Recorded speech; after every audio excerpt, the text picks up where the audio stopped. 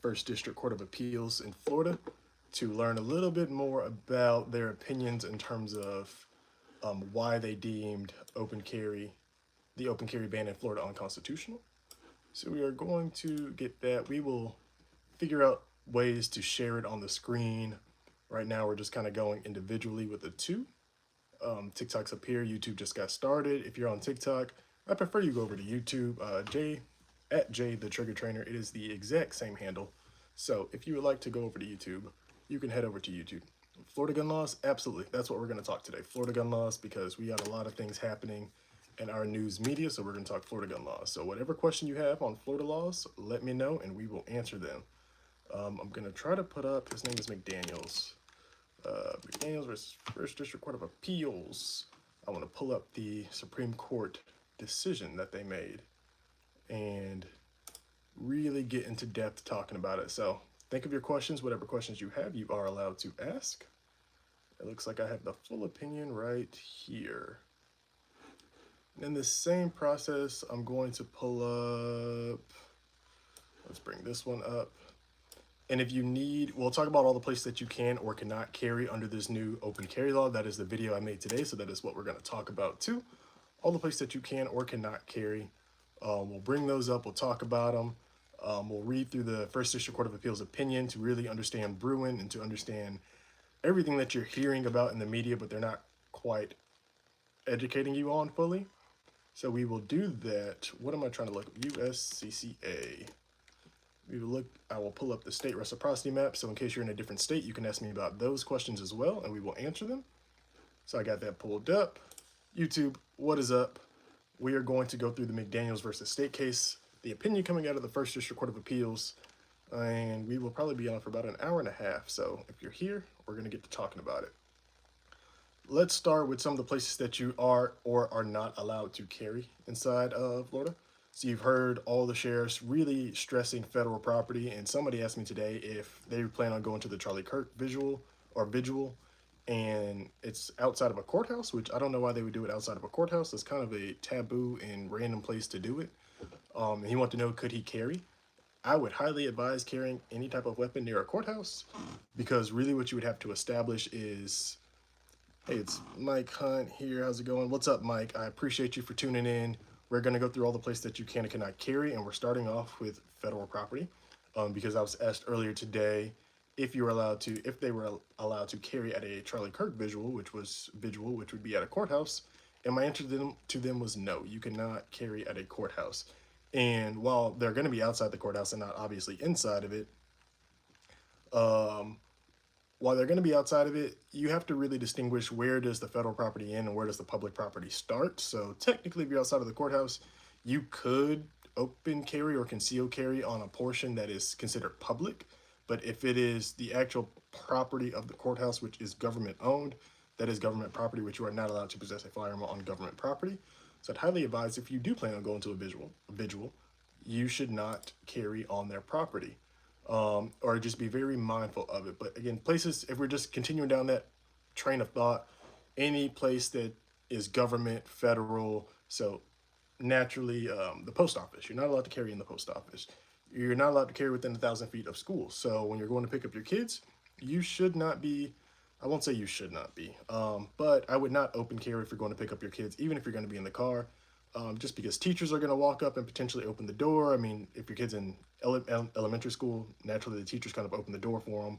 If they're in high school, no one's really opening the door. The kid's just walking in. But you don't want any other kids as the kid opens the door to see a weapon anywhere. Obviously, you do not want to have any type of weapon showing inside of your car. So if it's just hanging in the window in the pickup truck, you definitely don't want that. So school's federal property, you're not allowed to carry there. Any kind of major stadiums, Camping World, Orlando City, or Kia Center now for us in Orlando, you are not allowed to carry inside of those places. But here's a cool exception when it comes to those type of properties. Opinion MP Sport 3. Opinion on the MP Sport 3? Actually, let me look that up because I'm not really... MP Sport 3. I'm not quite sure. Oh, they're decent. I mean, M&P makes some decent stuff. I just had to make sure it was what I was thinking about because I remembered the Sport 2. So the Sport 3 has a different rail than the Sport 2, I believe. So it's a good buy. You wouldn't go wrong buying something like that, M&P Sport 3. Um, I really appreciate you, the dork side, because this is kind of what I'm really, really tailoring my company to, is to educate as many people about these laws as possible so we have a better understanding. Um, I got to do something for my security insurance. They're emailing me right now, so we'll look at that a little bit later. Um, yeah, we really just need more education about this, because without education, we just don't know. For example, I've been getting a lot of questions about like, should we be worried about open carry? What's this going to change?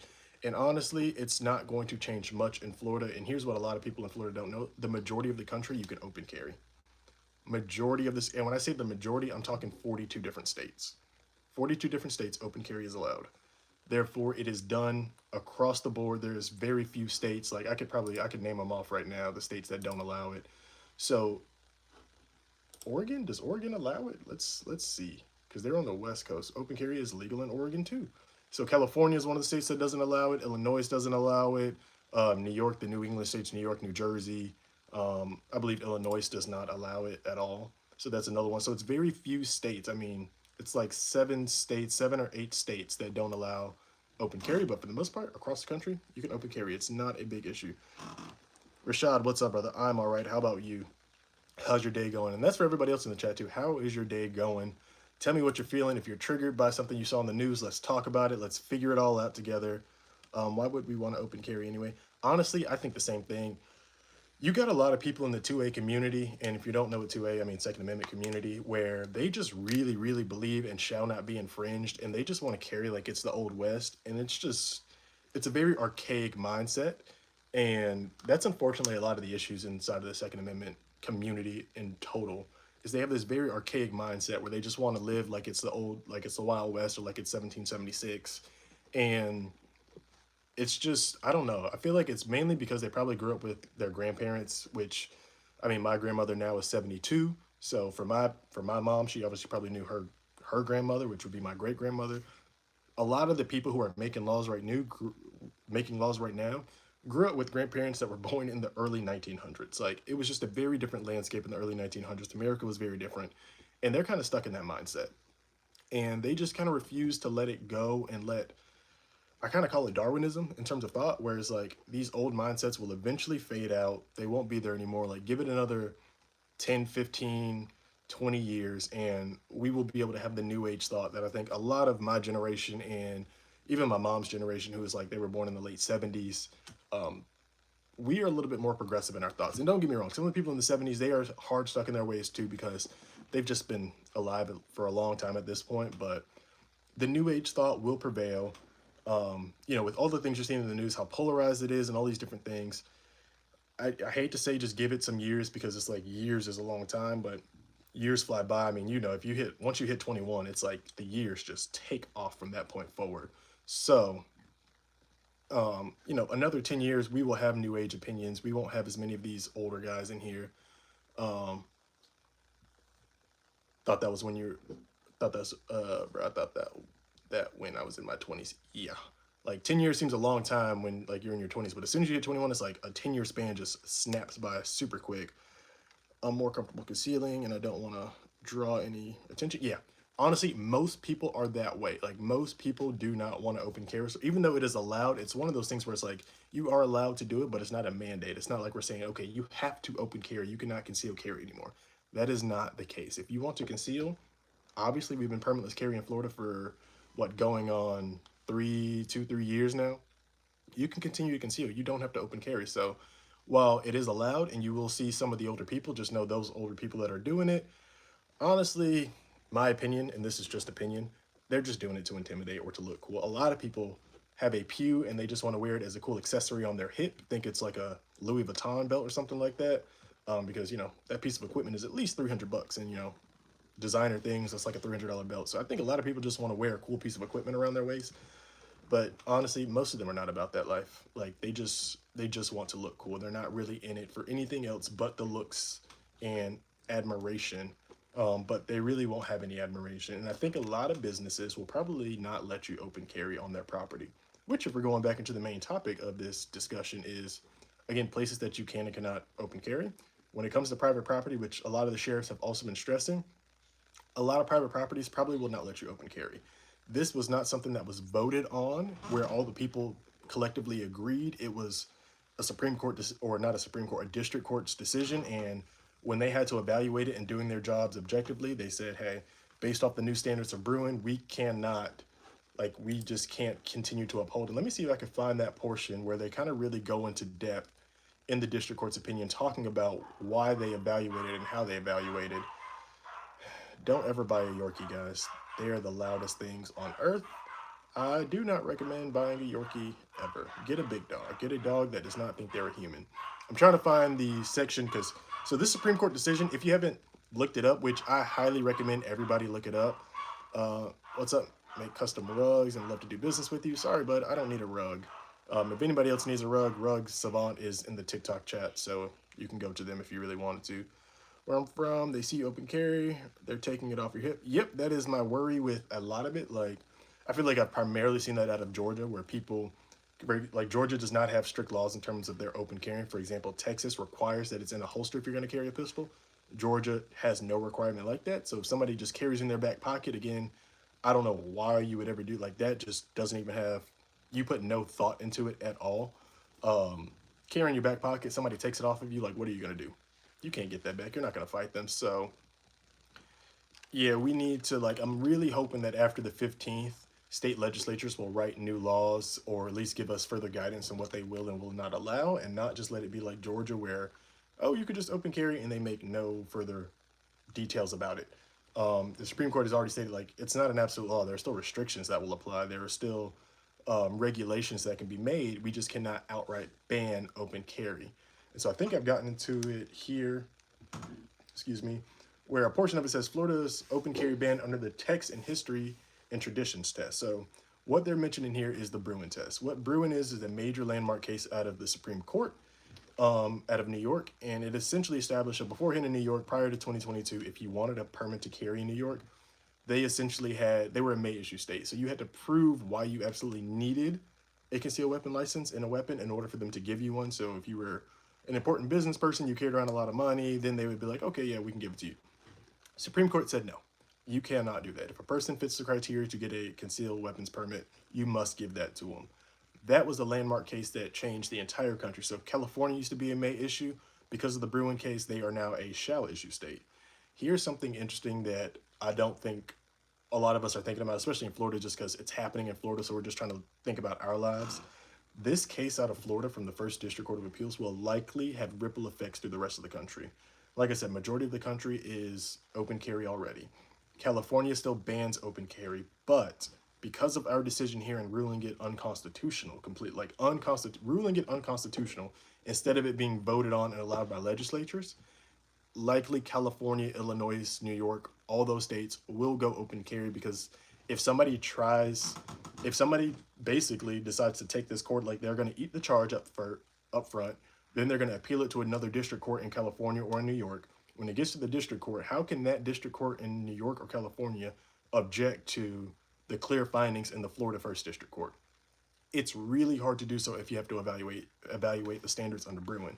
And here's partially how they did it. They said, we therefore begin, as the Supreme Court has directed by asking whether Florida's open carry ban regulated conduct covered by the Second Amendment in plain text. If it does not, the law falls under the amendment's scope. If it does, however, the conduct is presumptively protected. We must then ask whether the state has carried its burden to show that the ban is consistent with the national historic tradition of the firearms regulation, readdressing each question in turn.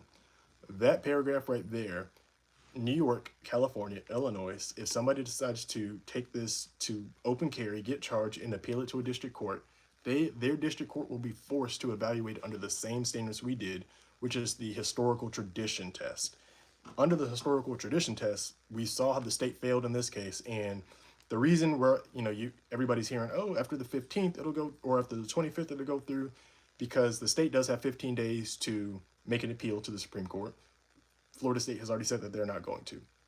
They failed to basically make a valid argument of how an outright ban on open carry has been or was traditionally a part of the historic tradition of firearms regulation. How can New York, how can California, how can Illinois pose an argument that the Florida district couldn't even propose? because you have to evaluate it through history. There is no evaluation of history that would allow it. They go on to say the state does not dispute that Florida open carry ban targets conduct protected by the Second Amendment plain text, nor could it credibly contend otherwise. They continue the Second Amendment. Let me read some comments real quick so I don't get backed up. Yorkies, man. What's the law when it comes to having recreational marijuana or recreational the thingy and the concealed carry in the car? I will actually look up that court decision because there is a pending court case that I just read about pertaining to that. So in Florida, you can have both a MMC, a medical marijuana card, and well, I try not to say that middle word. You can have a medical card and a concealed carry card. You are allowed to get both. One cannot cross-reference the other. Like the Florida Department of Agriculture cannot look at your HIPAA records to ban you from getting one over the other. So you can get both. What I've seen is, in terms of case law, if you end up using self-defense, and let's say you just picked up from the dispensary, if the case is on the state level or on a local level, you may be fine. But if the case goes federally, it is still illegal. So the federal judge will likely not see the rules and the laws the same as a local state judge would. So some people have been found innocent and been given a stand your ground clause and immunity. Others they were not allowed to have stand your ground because in order to claim stand your ground, you have to not be breaking any laws, and technically possession is federally illegal even if it's legal at the state level. So medical card, you can get both. If you must, you absolutely can. It just comes very sketchy once you actually have to use self-defense. I would always say keep them completely separate. Do not let the officers know that you have a medical card. Do not mention it. It is none of their business. Honestly, in the time before they get there, I would take that card and I would hide it somewhere. Put it in the car. Just don't have it in your wallet in case they take your wallet or take your possessions, whatever. You just don't want to have both. And again, if you don't need to carry the medical card, maybe you just don't carry it in your wallet. That might help you too. Just to clarify on the Santana case, electronically locked rack, can you just talk on that for a sec? So, pistol.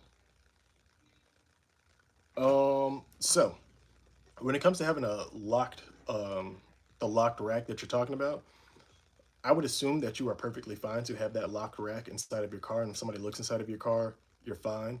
Especially when it comes to the long pews. So under 799025, you're allowed to have a long weapon inside of your car without, you don't need to have it concealed. It doesn't fall under the same guidelines as a hand pew. I'm trying to be very careful on the word so TikTok doesn't ban me. It doesn't fall under the same guidelines. So a handgun, we'll just say it, a handgun has to be either securely encased or not readily accessible. Previously, under the permitless carry, it really just has to be concealed. If it is a long, you don't really need to do anything special to it. It says it could be anywhere else in the private conveyance as long as it's being carried for a lawful purpose. So therefore, lawful purpose would be self-defense. So you can absolutely carry any type of long weapon inside of the car that you would like to. Putting it inside of that rack is probably the best bet. But honestly, you don't want any of the young boys to break into your car. So that's why I advise against it. Like when a police officer does it, you break into a police car, it's like you're already kind of going above and beyond in terms of crime. In terms of civilian, like you're just breaking and entering and you're stealing property and you have to then find that. So unless you have cameras around your car to basically be able to monitor anybody that's coming in and out in case anybody does break in, I wouldn't advise it simply because you don't want somebody to see it and then break into your car. You lose a $600 piece of equipment and you need to go through insurance to get your car fixed. So while it is 100% legal, you can 100% do it, and you are thinking about it in the right way, you don't want to run the risk of somebody actually going into your car depending on where you park. Even if it's just Walmart, people scope out Walmarts all the time. I was in Miami one time after a show, and we went inside a restaurant for literally like maybe an hour, and they broke into the truck and stole like $4,000 from us before we could even come out and notice it. So you don't want that to happen just because you never know when that will happen. And we had been to Miami, I don't know, I feel like hundreds and hundreds of times at this point and never had an issue. And this one time we had an issue. So you don't know when that's going to happen. And that piece of equipment is eye candy to anybody that doesn't care about laws. So keep that in mind when you're actually, if you choose to go through with it. But what you said makes sense though. Yes, recreational medical is different. We don't need a medical card in Michigan. Even without the medical card. So without the medical card, you're in better space. So I would say just keep them completely separate. Like don't have anything in the car. Don't have it on your person. That is just a clear no-go. Try not to be under the influence too. Granted, they would have to tell if you're under the influence, but there are tests that they can tell, because you can get a DUI for being under the influence of medical or recreational even. That's how we'll refer to a medical and recreation if you catch my drift. So try not to be under the influence. God forbid you do have to use self-defense. But even if you are under the influence and you have to use self-defense, assuming that you properly followed the guidelines, there's an argument to be made that you're not incoherent enough to not follow the law. You did everything proper. And again, in that moment, it's like if somebody was under the influence of alcohol and they had to use self-defense and they followed the law properly, you're not going to penalize them for being under the influence of alcohol. And in the same section of the 4473 that talks about medical, um, they also mention alcoholism. So they also mention if you're a chronic alcohol user. Granted, we just don't do tests for alcoholism. Like, you can be an alcoholic all day long and nobody will know. But if if you use medical or recreational, now you're just demonized, when both of them put you under the influence, and one of them has caused way more casualties than the other. So it's just something to be mindful of. I'm gonna try to look up that case for you. Medical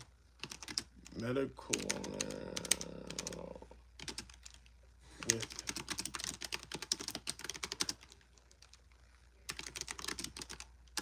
case law. See what they got there. If anybody has questions, again, don't be afraid to ask your questions. If you want to come up and just kind of tell me how you feel about Pew laws or what's happening in your state, you are allowed to do so. If you have a question for me, you can come up, or you can just ask it in the chat and we will address it. We will be on for at least the next hour and a half, potentially 2 hours, depending on how I feel. Understood. Hey, I love your videos you did in the car. I appreciate you for watching those videos. It does mean a lot to me. YouTube is kind of the new beast that we are tackling, and it has been working pretty good for us right now. Since June, we just got monetized, and we're starting to see some growth on it. We're just trying to make it as consistent as possible. So even if these shorts or even if these lives have very few people in it, we will continue to push and just get as much of this info out as possible. Pretty much, you just have to act like you got common sense. Yeah, literally, just act like you got common sense.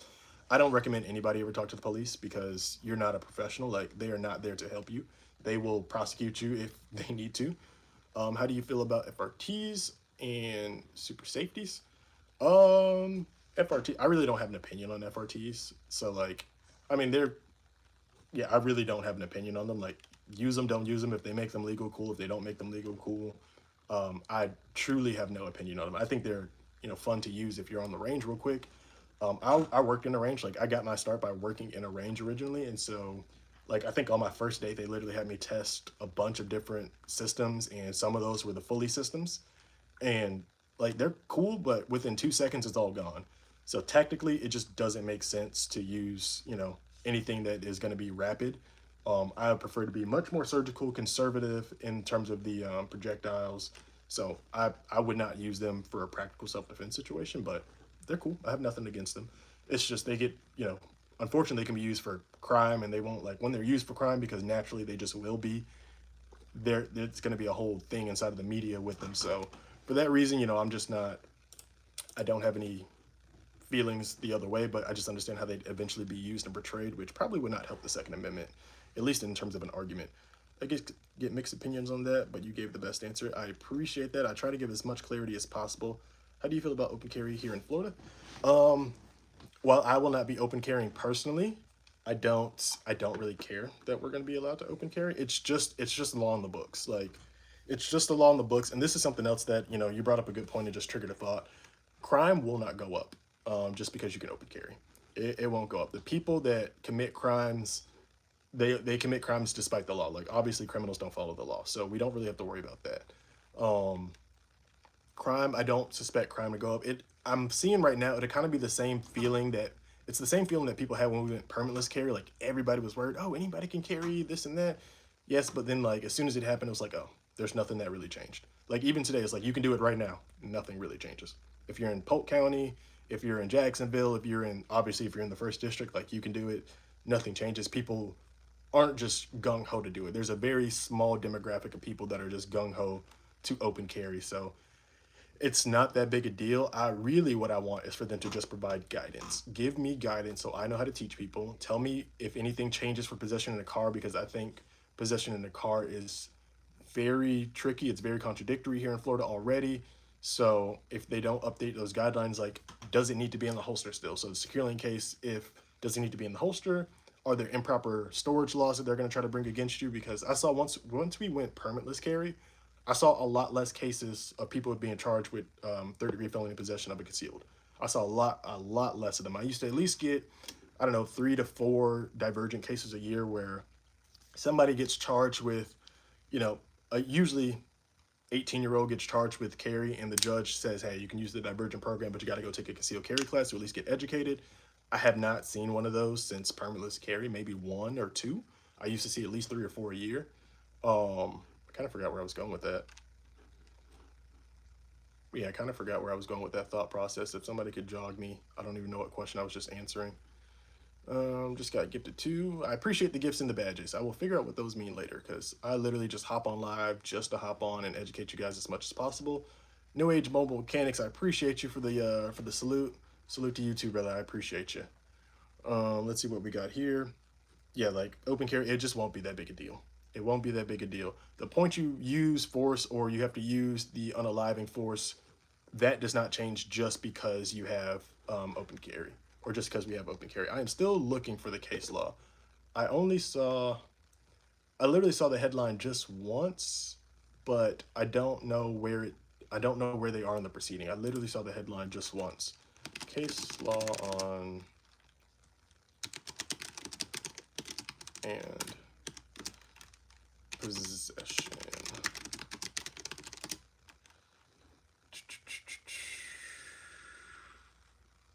Yeah, we gotta try to find the case law. And it might not have been case law, it may have just been an opinion, but I really don't remember where it was. And this was like maybe a couple weeks ago. So it might not even be case law. It might have just been an article that popped up somewhere. Does Florida require background checks? No. You can get a Florida medical card after getting a gun license. However, it is still illegal to hold both license, and doing so may lead to federal prosecution. So that's kind of what I was just talking about. It is not illegal to have both. It is only illegal to be in possession while you also have a weapon, which technically you are in possession if you have any at home, but possession kind of matters. It's a matter of fact in the moment. Like if you're at ale house and you don't have possession, and they don't know that you have a medical card. As a matter of fact, can they include that you are? I mean, maybe they could find out if they, but no, they probably couldn't even find out because again, HIPAA. The prosecutor can't look up your medical records. They could probably subpoena, but HIPAA should protect that, so they shouldn't be allowed to unless it comes up in some way. Misa High or Nemesis. Sorry, I'm terrible at names, especially when I have to do it on the spot. I used to teach, and it took me like a year to learn all of my students' names, and I only had like 12 of them. And that's probably really bad of me, but hey, man, names are just not one of those things I'm super good at.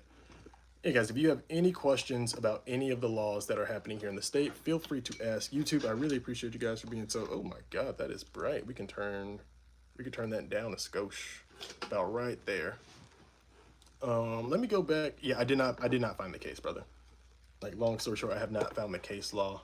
If I do find the case law, I will make a video. I will post the video to YouTube because I did want to post about it, but I'm not finding any case law. Let's use GPT. Let's see what GPT can search up for me.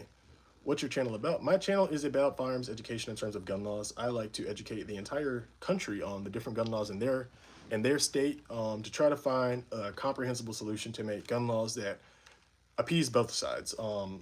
I do believe in the Second Amendment for multiple reasons, and I can get into those if you guys really want me to get into the reasons I really believe in the Second Amendment. But I also believe since we have so many people inside of the country, we need to create laws that work in a modern day perspective and not just this old, oh, we can open carry, everybody should be allowed to have a weapon, but we don't educate about the laws. Like, yes, you have a weapon, but do you know what stand your ground is in your state? Is your state even a stand your ground case? Even a stand your ground state? Is it only in the home that you can stand your ground? Is it outside the home? What are the criteria under actually using the firearm for self-defense? A lot of the major gun influence and gun lobbyists do not educate about that. So my company specifically focuses in that education. I will say I specialize in Florida because I've been studying Florida law for the last, Florida gun law specifically, not Florida law, Florida gun laws for the last 5 years. And yeah, that's what my channel is about. Also, handling as well. So in terms of literally the handling of the pew, that I also educate on, but I kind of have a more niche down perspective in terms of the laws because I think those matter more than the actual device itself, Because if you have the device, you could still go to jail for using it. So we don't want people to get hemmed up trying to protect themselves, but they have no idea how to do so in terms of the ROEs of what it is in civilian life. So that is what the channel is about. I've also heard that you should keep one or the other in the trunk. Yeah, you can keep one in the trunk. I would keep I would keep the recreational in the trunk. I want that other thing as close to me as possible in case I need it. So I'd keep the recreational in the trunk, and I'd keep the other one on my person at all times if I could. Unless I appreciate you subscribing, Nemesis. Nemesis. You have to give me the like phonetic pronunciation of your handle because I know I'm butchering it and I apologize for butchering it. Let's see. Where can I carry my car under 21? So if you are under 21, inside of a holster is the first place that you're going to put it because that is the absolute safety rule in my opinion. That is the golden rule of safety is to put that thing in the holster.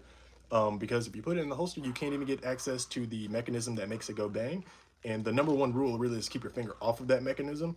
But if it's inside of the holster, your finger cannot even touch that mechanism. Therefore, I think the holster is the safest thing. Under 799.25, it does say for 18 to 20, it must be securely encased or not readily accessible. I hype on the securely encased part, so that holster counts as the first thing. The next thing, it also says that you cannot keep it on your person. It explicitly says that in plain English.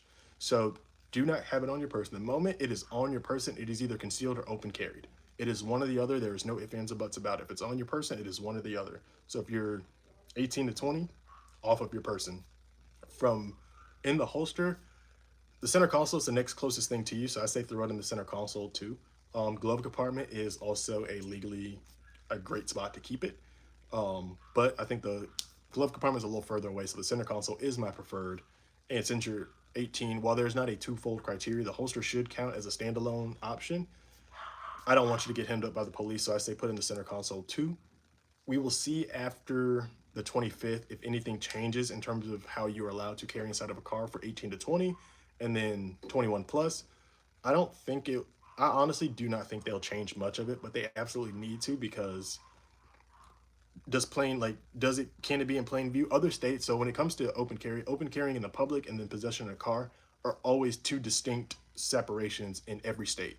Like North Carolina allows open carry, but you cannot conceal carry a weapon inside of the car and have it readily accessible. So you couldn't if you put it in the glove compartment of the center console, it needs to be locked. And if it doesn't lock, then you're wrong. So like will we adopt language like that? I think we need to adopt language like Texas where it is required in Texas that the firearm be inside of a holster inside of the car. If it's not in a holster and it's just, naked on the passenger seat, you're in violation of the law in Texas. I think we need to adopt language like that. Simply because not even the fact that people will use it negligently, just if you get into a car crash, if you hit a pothole, which Florida's notorious for potholes, the thing bumps, it goes off, which there's a mechanism, a safety inside of it that it should not go off. Should not. There's about a 99% chance it will not, but there are situations where it has. The holster should stop that. Granted, the holster probably wouldn't stop it. It could still go through the holster. Obviously, I'll audit myself and say that, but holster is the golden rule. So I don't believe in naked weapons in terms of just being in the car. Somebody asked me about there we go. Let's scroll up. You said, where can I carry in my car? What about in Florida and pistols and rifles and vehicles? So pistols, since we are now open carry, you can open carry the pistol in the car. I still would like definition from the state in terms of what they see as that, what does law enforcement see as that. Obviously, it can be visible inside of the car, and we don't have any. Florida doesn't really govern the condition, whether there's one in the chamber, whether there's loaded mag. They do say securely in case are not readily accessible, but since we've gone permitless carry in 2023, that only applies to under 21. If you're above 21, concealed was the only thing that you're mandated. Since we're now open carry, it doesn't need to be concealed anymore. So I don't know if they're going to add additional criteria to it. If it comes to one of the long pews, you can carry anywhere else inside the vehicle as long as it's being carried for a lawful purpose. So it can be in the front seat, back seat, wherever it needs to be, wherever you want to keep it, and you're fine. Can you touch on the new open carry law in Florida? That is what this entire live will be about. So essentially, holsters are good and simple because it protects exactly. Appreciate you for coming back in, Marcos. I appreciate you, brother. In terms of the open carry inside of Florida, it is like just take it at face value, like we are open carry. So if you want to carry a weapon openly on your person, on or about your person, you are allowed to do so now.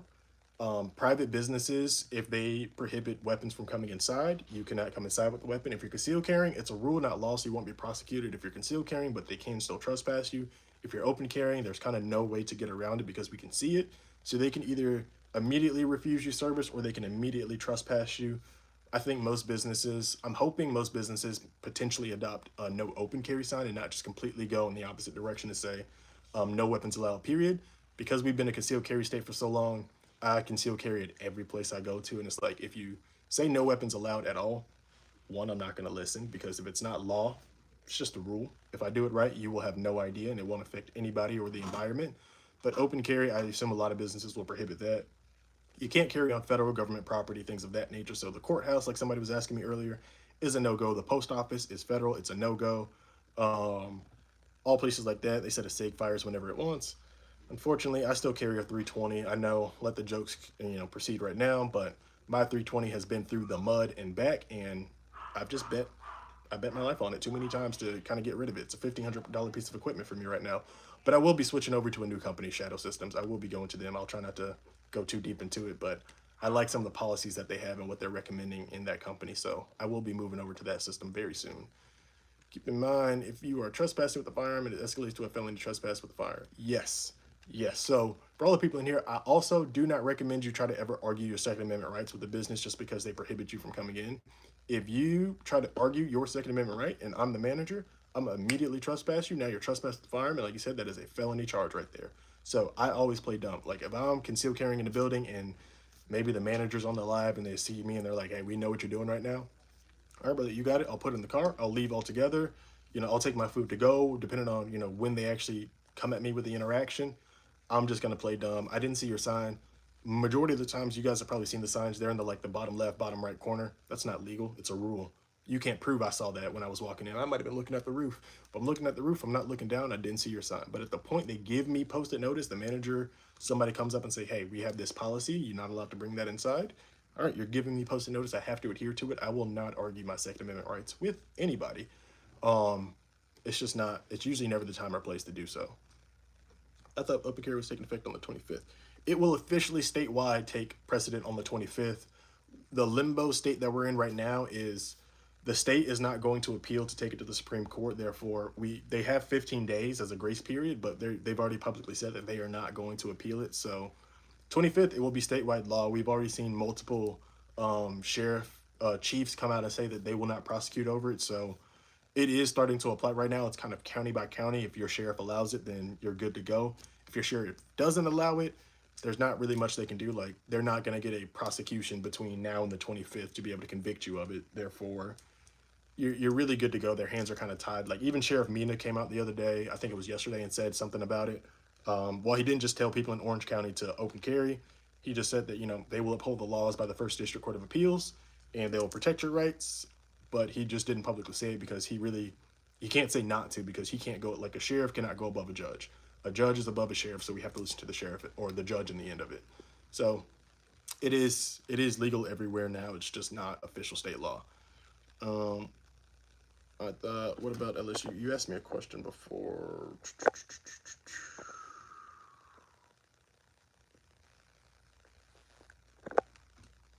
What about LSU or college? You cannot carry on a college campus either. That is a place that you are not allowed to carry unless they make some alternative law specifically saying, or some, not law, some alternative rule on campus saying so. But I don't see any college campus doing that.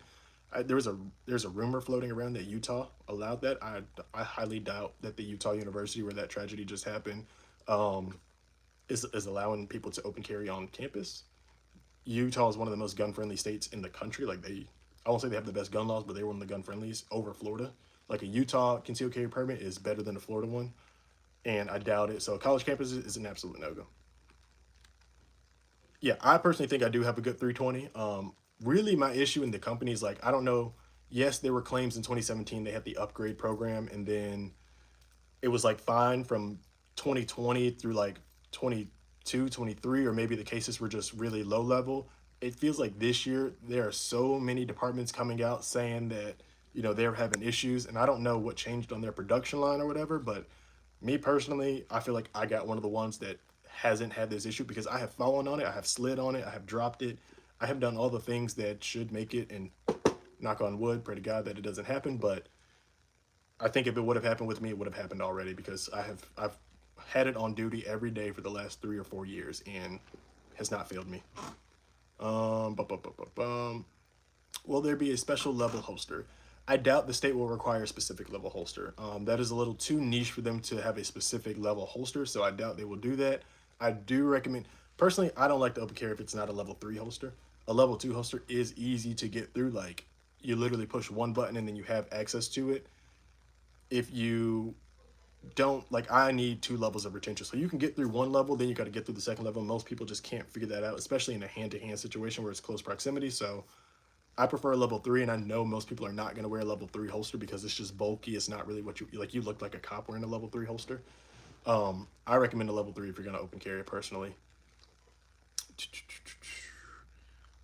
Armored truck guys carry a lot in places most can't. It has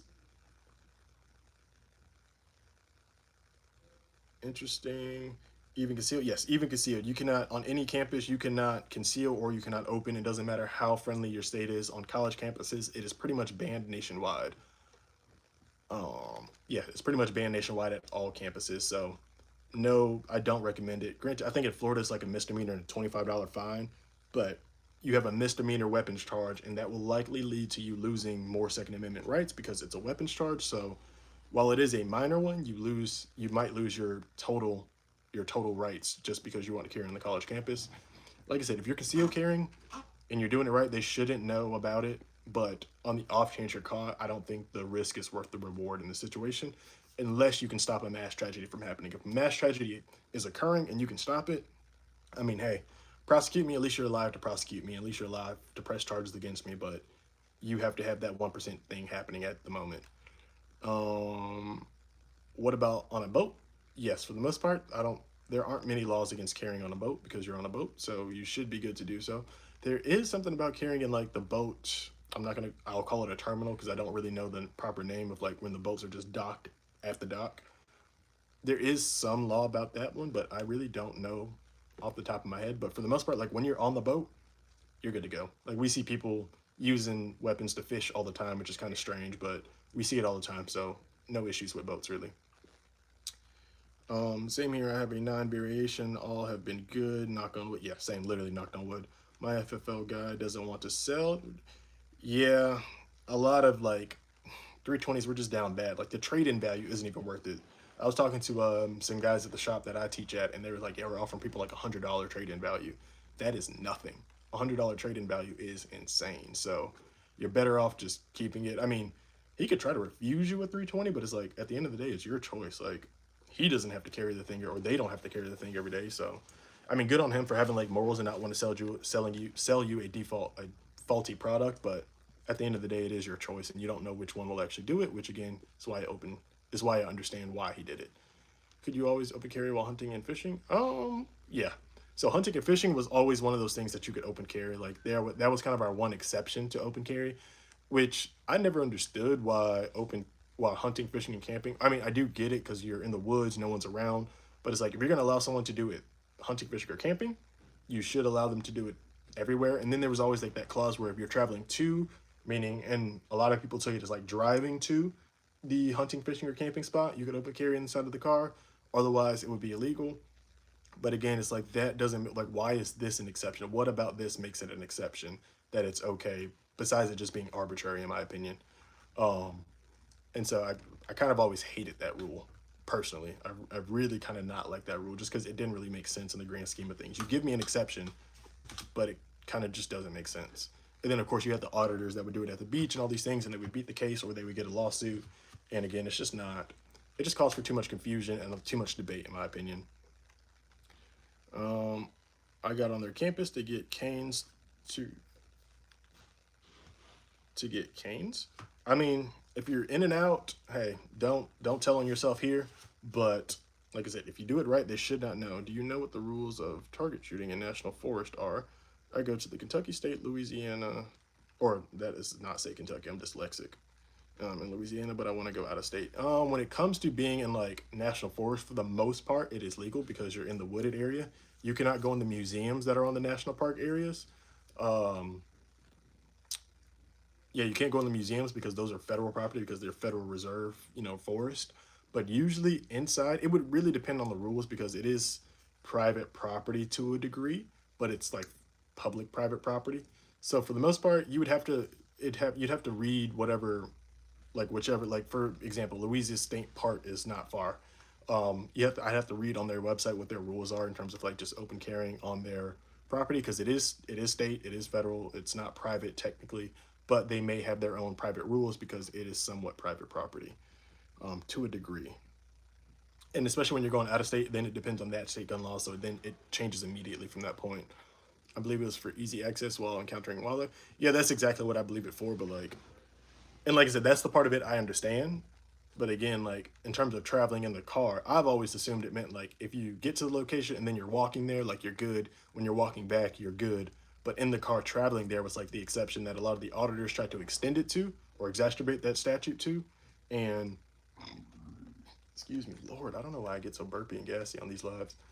I don't know why they would do like I just didn't agree with the transport or the driving there and back. And you give me an exception if I'm driving there and I'm driving back from there, but in any other instance you try to charge me like that just never made sense to me. Armed fishermen have been doing videos on open carry while fishing and hunting. It's for protecting yourself from wild animals, etc. Yeah, I 100% get that point.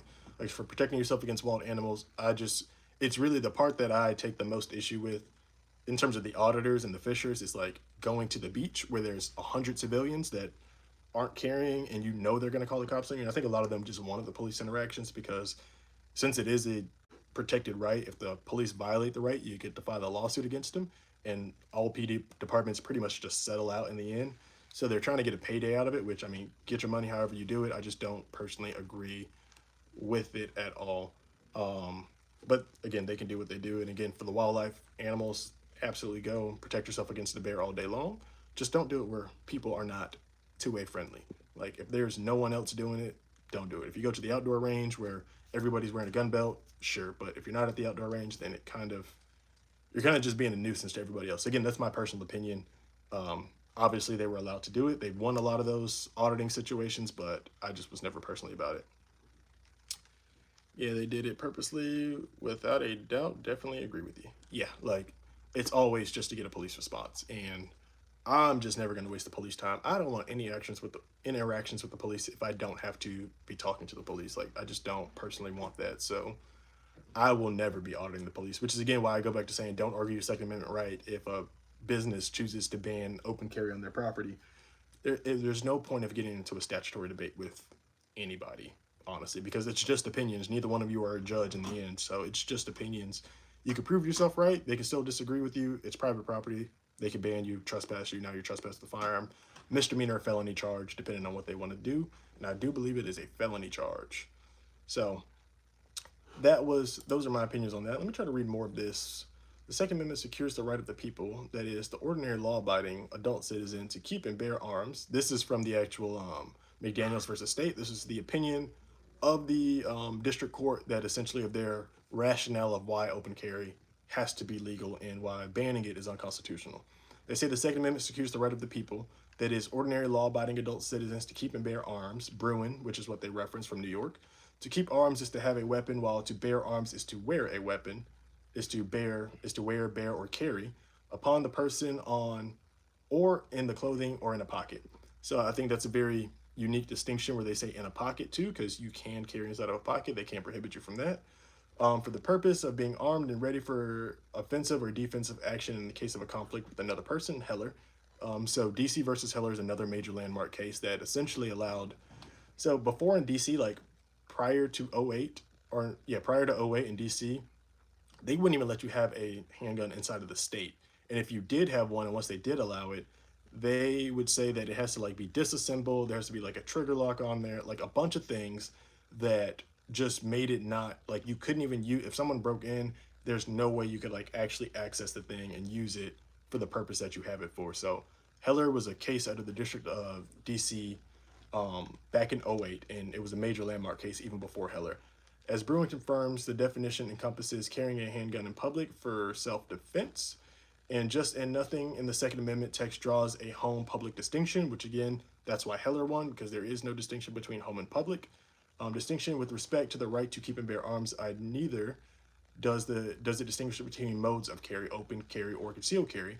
So again, in terms of modes of carry, it's why this case is a landmark case, and it will likely change California, New York, and Illinois laws, and a couple others that I can't think of off the top of my head, because they have a ban on open carry, but based off the First District Court of Appeals opinion, there's no way that you can reasonably ban open carry because the Second Amendment does not distinguish between open or concealed. It was regulated by states, but to have an outright ban, you can't ban it as a matter of law because openly or concealed, it is a Second Amendment protected right. With the new open carry law, can you open carry in your car? Yes, you will be allowed to open carry inside of the car. I will say that I am waiting for guidance on the 25th to see if they add new words to the 790.025, which talks about possessing a firearm in a car in the state of Florida. And if they change the verbiage, I'll update you when they do. But as of now, yes, you will be able to, but I don't know if they will add special criteria to it. Because most states, they do differ between carrying in a car and then carrying in, just in walking around in everyday life. There's always a distinction between the two. Sometimes, in the car, depending on the state, they're just like, you're good. Like Georgia, they're like, yeah, you can carry outside the car just like you can carry inside the car. They don't really make any distinction. But in Texas, they say it has to be inside of a holster. In North Carolina, it says it either has to be openly carried and visible, or it has to be in a locked compartment. So the center console, glove compartment, or trunk, and they have to be locked. If it is in the center console or the glove compartment and those things are not locked, you are in violation of carrying inside of a car inside of North Carolina. So we have to see what the state will do on that level. I don't know if they'll do anything. There hasn't really, and again, it's kind of in limbo because this wasn't something that was decided on the legislative level. It was decided by a district court, which again is completely valid, but it kind of puts us in this catch-up mode where it's like, okay, the district court decided it. Nobody knew that this would be their opinion on the 10th when they gave it. So now we kind of have to retroactively look at the statutes and see what fits, what contradicts, and what needs to change. I'm hoping that they add some verbiage and add some clarity to it and not just leave it completely ambiguous as it is right now. It would help police officers, it would help civilians, it would help me as an instructor and educator. So we will see what they do after the 25th. They will have more time to at least try to fill in some of the criteria at that point in time. What's up? For anybody that is new to the chat right now, we are talking all the different gun laws. I'm reading through the McDaniels versus State case, which is why we have a landmark open carry ban or open carry law that is now taking place inside of Florida. I just read the portion where they pretty much distinguished why open carry has to be allowed based off the historic tradition of firearms regulation under the evaluation of Bruin. And that's what we got, the historic tradition of firearms regulation. So this is where they kind of go into the background of it. If you have any questions, you are more than welcome to ask the question right now, and I will answer it and stop what I'm doing. Are they talking about open carry? Just got on. Yes, we are talking about open carry. You disagree with open carry? I don't necessarily disagree with it, but it won't be something that I am personally doing in my own spare time or in my everyday life. I will continue to conceal carry, as I think most people will and as most people do. I mentioned earlier that 42 different states allow open carry, so it is not a taboo thing. We in Florida, obviously you probably just don't know about Oregon gun laws because it's Oregon. It's literally way across the country. But Oregon allows open carry. 42 different states allow it. So it is something that is normal. We were just one of the last states to do it. And it was kind of surprising because Florida's obviously a very friendly state when it comes to the Second Amendment, but we kept that ban primarily because Florida Sheriff's Association and individual sheriffs did not really want it. So sheriff's organizations don't really like open carry simply because, which is a contradiction. It's like they want their officers to open carry, but they don't want citizens to open carry because they can't distinguish between the good guy or bad guy. I thought we were innocent until proven guilty. So trying to distinguish between who's good and who is bad, you can't do that even if somebody's concealed carrying. No, I mean, I disagree. The question, I heard what you said. What do you disagree with? You disagree with the question? What's up, DJ? Appreciate you for coming inside of the live. Dad Vader, tell me exactly what you disagree with, because I said a lot and I don't know exactly which claim you disagree with. So go ahead and shout that out, and then we will talk about it from this point forward. I do appreciate a disagree, or let me know. The reason we're really doing this is for open discussion. We also really want to try to curb gun violence in the country, especially when it comes to mass tragedies in schools. And then from there, I think that is one of the easier things Oh, disregard. Got you. Disregard. Um, One of the other things that I really want to try to do inside of my company is help to curb or mass tragedies in terms of schools. When mass tragedies happen in schools, it hurts my heart every single time. It is terrible for the Second Amendment. It's terrible for everybody that just, wants to carry one, and it puts people in this very polarizing and very frantic emotional state, and they forget why we still need the Second Amendment, which I will personally go into next.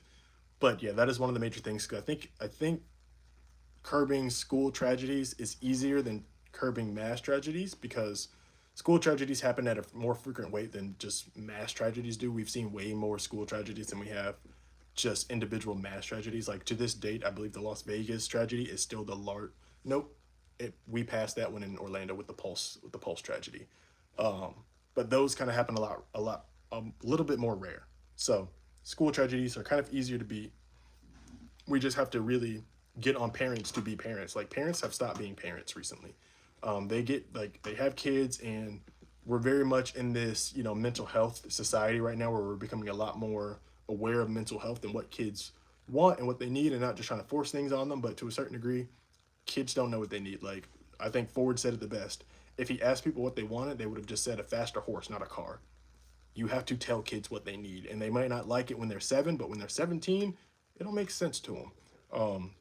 So one, like, just on the kid topic in terms of schools, if you think social media is rotting your kid's brain, you should probably ban them from being on social media. You have a parental control of their phone because they don't pay their own phone bill, so you pay for their phone.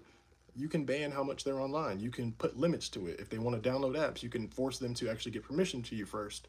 You need to be checking their website history. Like, yes, you may feel like it's an invasion of privacy, but I think you'd rather invade their privacy than have a whole issue happen at a school. Like if you let your kid, you may think your kid, oh, they're just being a teenager, they're just in their room a lot, they're being recluse. Go in their room and talk to them. Pop up in their room. It's your house. You pay the bills. Be a parent, people. I don't have kids, but I can't speak to it fully, but I can speak to education and just psychology because I did teach kids, and you just have to be on kids. Like they just do things. They just do things thinking it's smart, and it's like this was actually one of the dumbest things you could have done.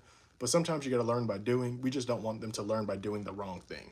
Like if we can prevent them from doing the wrong thing, we probably can. And in terms of school tragedies, the average age is 17. The average age, like Colorado, same happened the same day Charlie Kirk was injured, or that whole situation. That kid was 16. Where do we think he got the device from? Probably his parents, because a 16-year-old can't walk into a shop and buy a piece. Therefore, they likely got it from their parents. So parents need to do a better job at keeping their firearms away. While you may want the kid to be able to access it in case somebody breaks in, sure, but Voltec Safes is a company that I like simply for the technology that they're putting out. Where like if your safe, there's a Bluetooth connection, and if your safe is open, you get a notification. More companies need to incorporate technology like that. Like the companies producing products, and then the parents definitely need to have a conversation, and that's what we're going to try to bridge the gap on by doing these lives and just talking to as many people as possible. If you have opinions about how you think we could curb mass tragedies at schools, please drop them down. Like I don't know how maybe we'll petition a legislature in Florida, maybe we'll petition Ron DeSantis one day. Who knows where we will go if we keep this discussion going, but the point is we need to fully have the discussion, because what we see in the media is take them away, the pews are the issue, we have too many pews. We may have too many pews, but having too many pews is a part of the issue. But the issue is you can't take away the pews. Like at this point in time, you can't take them away.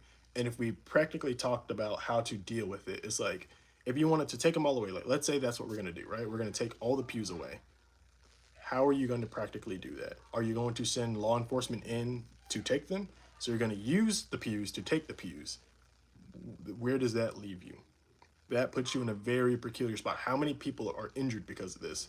And I think in North Carolina, I think there was, I won't say North Carolina because I don't know if it was that state particularly, but it was one of the southern states, and one of the legislatures tried to make that a thing. And the head of the county, or the sheriff of the county, was like, you go and do it. I'm not sending my officers into the backwoods where they will never be seen again to go and take Billy Bob's things. And I'm 100% with them. I'm not going into the backwoods where I can never be seen again, or nobody will know what's happening to me, just to take them away. Like, that doesn't practically work. And then if we talk in historical context, because I was having this thought the other day, the Declaration of Independence, we don't talk enough about it anymore. we're very worried about the Constitution and constitutional laws being broken and the rule of law being broken. Man, we are already at almost 60 minutes. This thing goes by quick. We talk about the Constitution and the Bill of Rights being violated, but we don't talk about the Declaration of Independence, which I think is a very important document because it came before the Constitution. And the Declaration of Independence gave us 27 grievances of what a tyrannical government is. And again, I don't care what side of the political spectrum you're on, this is just objective evaluation of American history. If we have 27 grievances that says this is why we chose to take up arms and go against people who are our countrymen at this point in time, because if you were a colonist or you were a loyalist to the crown, you were a part of the same country. But half of them decided they would take up arms against the other in pursuit of freedom. And that was declared in the Declaration of Independence. In the terms of just where we are right now, again, just objectively talking, don't care what side of the political spectrum you're on. If we have National Guard troops and we have HSI and we have FBI patrolling, and then not to mention the Supreme Court just said that basically they are allowed to profile and continue their immigration sweeps inside of LA or inside of California. So with that being said, it's like, okay, the Fourth Amendment is already it's already on a slippery slope right now. Do we like if we took everything away, do we think what is happening now would be worse? Yes. Don't care what side of the political spectrum you're on, but the things that we're talking about in this conversation have a level of neutralizing power. And I don't mean in terms of like using them, I just mean in terms of keeping the playing field level. If I have them and you have them, we're both on the same playing field. Who really wants to get into what the end product of these things are used for? Nobody. That is, in my opinion, why you have not seen National Guard go into the worst districts that they've been in. You did not see National Guard inside of South Central. I don't know that much about DC, but I keep hearing about the 8th Ward. You don't see the National Guard inside of the 8th Ward. They're at the monuments. They're in the areas that are not heavy in terms of crime. They may be finding criminals and people that they find breaking the law, but in terms of where the real issues are happening and the gang violence is happening, National Guard is not going in there. And the reason they're not going in there is because those people are proven criminals. They're proven criminals. Are you going to go up against a proven criminal who already doesn't care about the law and they're likely to use the thing against you? No, we don't want that to happen. So in my personal opinion, a lot of what we're seeing with the National Guard and things is just posturing. It's just showmanship. It doesn't actually solve anything because we don't deal with the psychology. We don't deal with the root cause. It's showmanship. And the fact that we still have a Second Amendment, even if they're criminals, which again, I don't believe criminals should have weapons, but a whole separate topic that we can get into. You don't send people who are already on reserve in terms of the National Guard or FBI or HSI. You don't send them into areas where they're going to be in a combat zone because you have to deal with the potential of casualties. We don't want service members, and not military, but we don't want people who are in service in one way, shape, or form to be in a casualty in the country. That puts us back in 1861. Puts us right back in 1861, and that is not what we want. So a lot of what you're seeing from the National Guard, in my opinion, is just posturing. It is not real. And the reason it is posturing is because we still have the Second Amendment, and that is why we cannot get rid of it. And to send it home, one of the grievances that the Founding Fathers made or put in the Declaration was keeping troops amongst us enduring times of peace. While, yes, there are crime rates that are super high, if you go back to 2001, LA was like the unalive capital of the country at that point in time. Yes, we have the tragedies and we have all these things happening, but we didn't send troops there. And even if you declare it as an emergency, we're still in a time of peace. We are not in 1861, we're not in 1776, and this is not one of the foreign Middle East conflicts that we've been in. Therefore, it's a time of peace. Having troops on the streets during time of peace is a grievance that the Founding Fathers put inside the Declaration. And I think that our officials need to start talking about the Declaration more than they are. Like, yes, Constitution is good, but the Declaration came before the Constitution for a reason. We have to ease people who disagree with open carry and not slam it in their face. I 100% agree with that. We cannot just slam it in their face. And the Supreme Court or the District Court's opinion does feel like a slam in the face. But I understand they had to do their job. It's objective. They evaluated against Bruin. They gave a 20-page description of why and their thought process about it. And so I can appreciate them giving a 20-page description in terms of all of their thought process and how they got to their end result. So they just had to evaluate it, and they gave this decision because it is what was presented in front of them, and what they eventually end up finding to be true is that banning open carry is unconstitutional. So that is it's a slam in the face, but it's only that because the case was brought before him. And retroactively, that's why I'm doing these lives, because we just need to ease people into it. Like the amount of people that are worried, it's a lot. It's a lot of people that are worried right now. My inbox is full. I'm getting texts all day long. I'm seeing an increase in people booking classes, which I'm happy about. But it's kind of out of fear. And while fear is natural, we have to kind of curb that fear. Like I was speaking to a lady earlier, and I told her that I was like 42 states open carry. I've told multiple people this, and both of them at the end they were like, "Oh, I didn't really think about that." And I was like, "Yeah, 42 states open carry, and you don't hear about any kind of tragedy happening inside of Texas. They've been doing it for a while, and that's kind of just my go-to because Texas is like the Wild West. So it's we just got to educate. We just got to ease people into it. Tell them the realities. Like it won't be the worst thing that's ever happened to you. It'll just be visually uncomfortable, but businesses can still do something to kind of help. 100% totally agree regarding the Declaration of Independence. The arms men, I appreciate you, brother. So it's completely legal to open carry in all of Florida now. Yes, for the most part. Like as of today, yes. For all intents and purposes, yes. We are waiting to the 25th because there's a 15-day grace period to allow an appeal. The state legislature has already said that they will not appeal the case to go to the Supreme Court.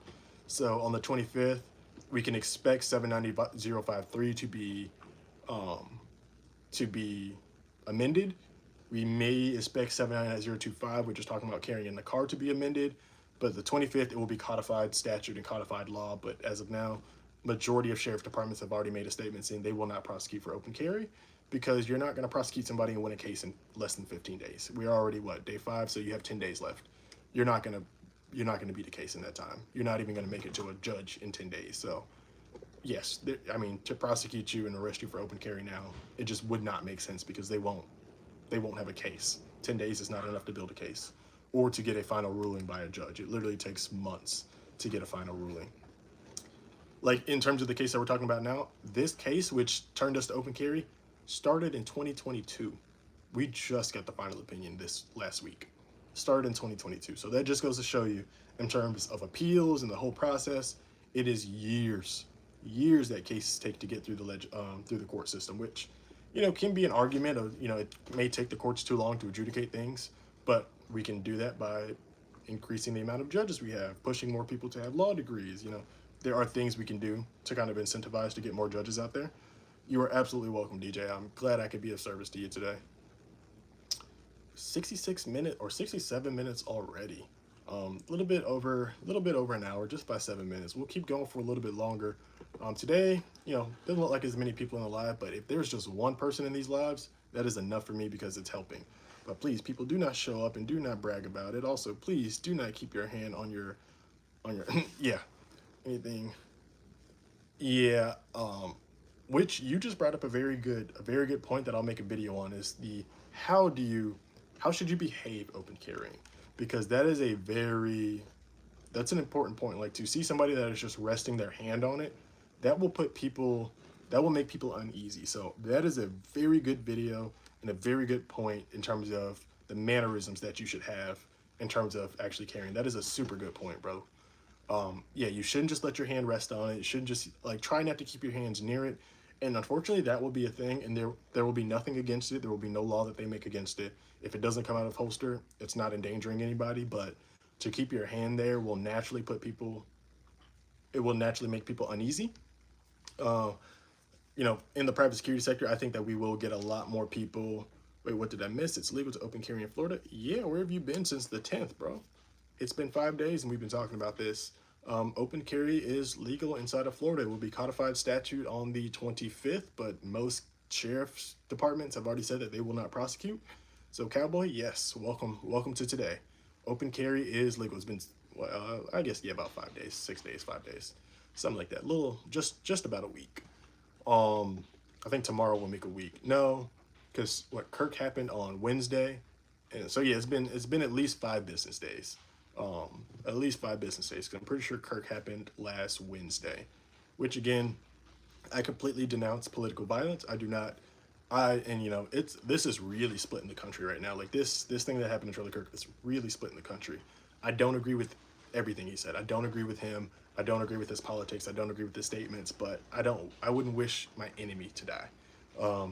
And I get it. Like they're your enemy, this and that. In war.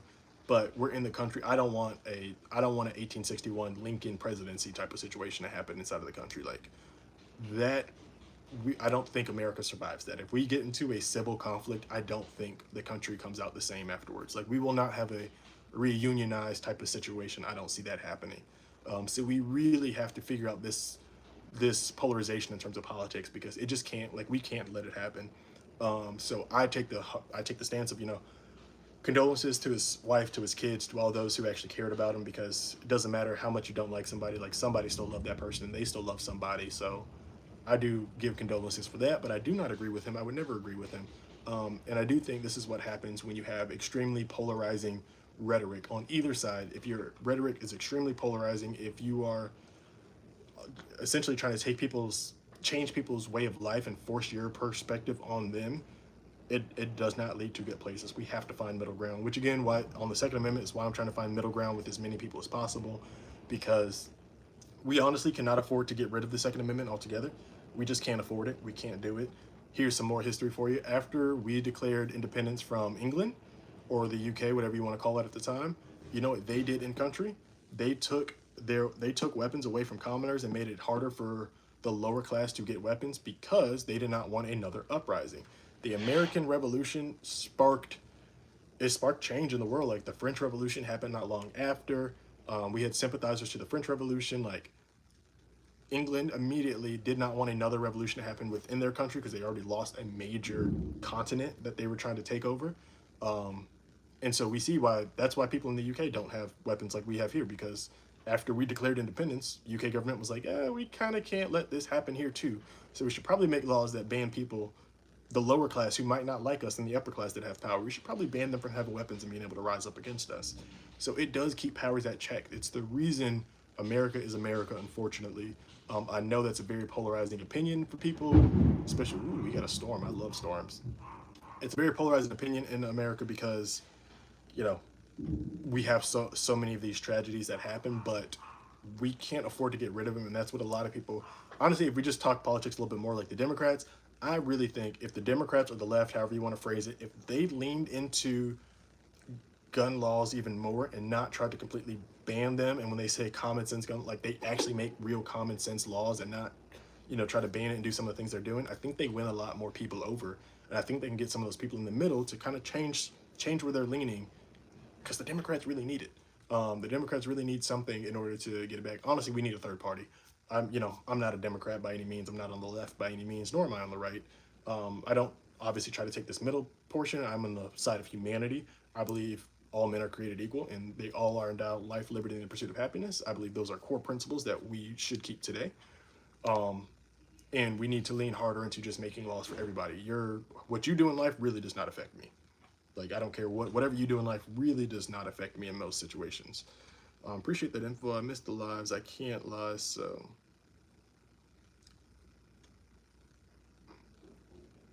yeah, brother, if you want to book a class, just text me 407-501-8369 and you can hop in one of the classes. I appreciate you for watching my videos, and if you're a subscriber, I do appreciate you for subscribing. Everybody on TikTok, if you have not already subscribed to my YouTube channel, go over to my YouTube. It is the same handle, JaiyTheTriggerTrainer. I make more videos, longer and more in depth than I do on TikTok now, because TikTok loves to ban my content.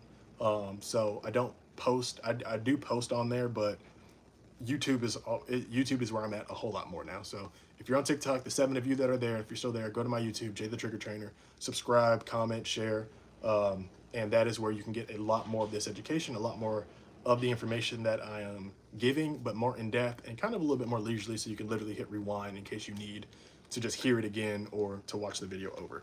So go to my YouTube for all you guys that are on TikTok. We will try to expand these lives to some point to get on Twitch. And again, if any of you watch other people live and you know more about like live streaming software, tell me some of the best live streaming software to get. I have a few, but right now literally I'm just streaming off my phone for YouTube, and then I'm streaming off my iPad for TikTok.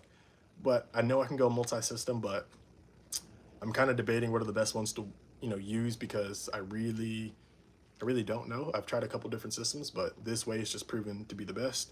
Easy way for me to kind of do a podcast style talk without having all the backside of OBS. So I am using OBS, so I probably will just continue to use OBS and just lean deeper into it. I did one live with OBS on YouTube, but I was using the Osmo and the Osmo mic, and the audio was terrible. I should have just used this mic right here, but I chose not to, so I won't make that mistake again. The next one I do, which will probably be tomorrow, I'll try to go live every day. I'll probably stream through OBS and still probably keep these on mobile just to have it be mobile here. For anybody that is joining the chat right now, any questions that you have about gun laws, anything that you want to say about gun violence, or just ways that you think that we can make it better in terms of what thoughts you have, even if you have no thoughts and it's just a random thought with no backing behind it, let me know. Let's talk about it. I want to hear your opinions. I want to hear what you have to say, because together we can make difference. Like, I'm not depending on the legislatures anymore. I'm not depending on elected officials, because they have their own agenda. They're clearly on two sides, and they're not really looking for a common middle ground. So it is on us as the people in the middle who vote these people in to make these things happen and figure out a way to make our life better here. So if you have any opinions about gun violence or gun laws in your state, whether it is Florida and open carry and any questions about that, or if you're in Wyoming and have a question, I can pull up the Wyoming laws and we can talk about it. I appreciate everybody for coming in. Appreciate you guys. Appreciate the badges that I'm getting on TikTok. I really appreciate that. Okay, thank you. I'll see you soon. Hopefully I can get a sub. Yeah, Dad Vader. Yeah, absolutely. I'll see you later. And if you start uploading, let me know. I will subscribe to your channel.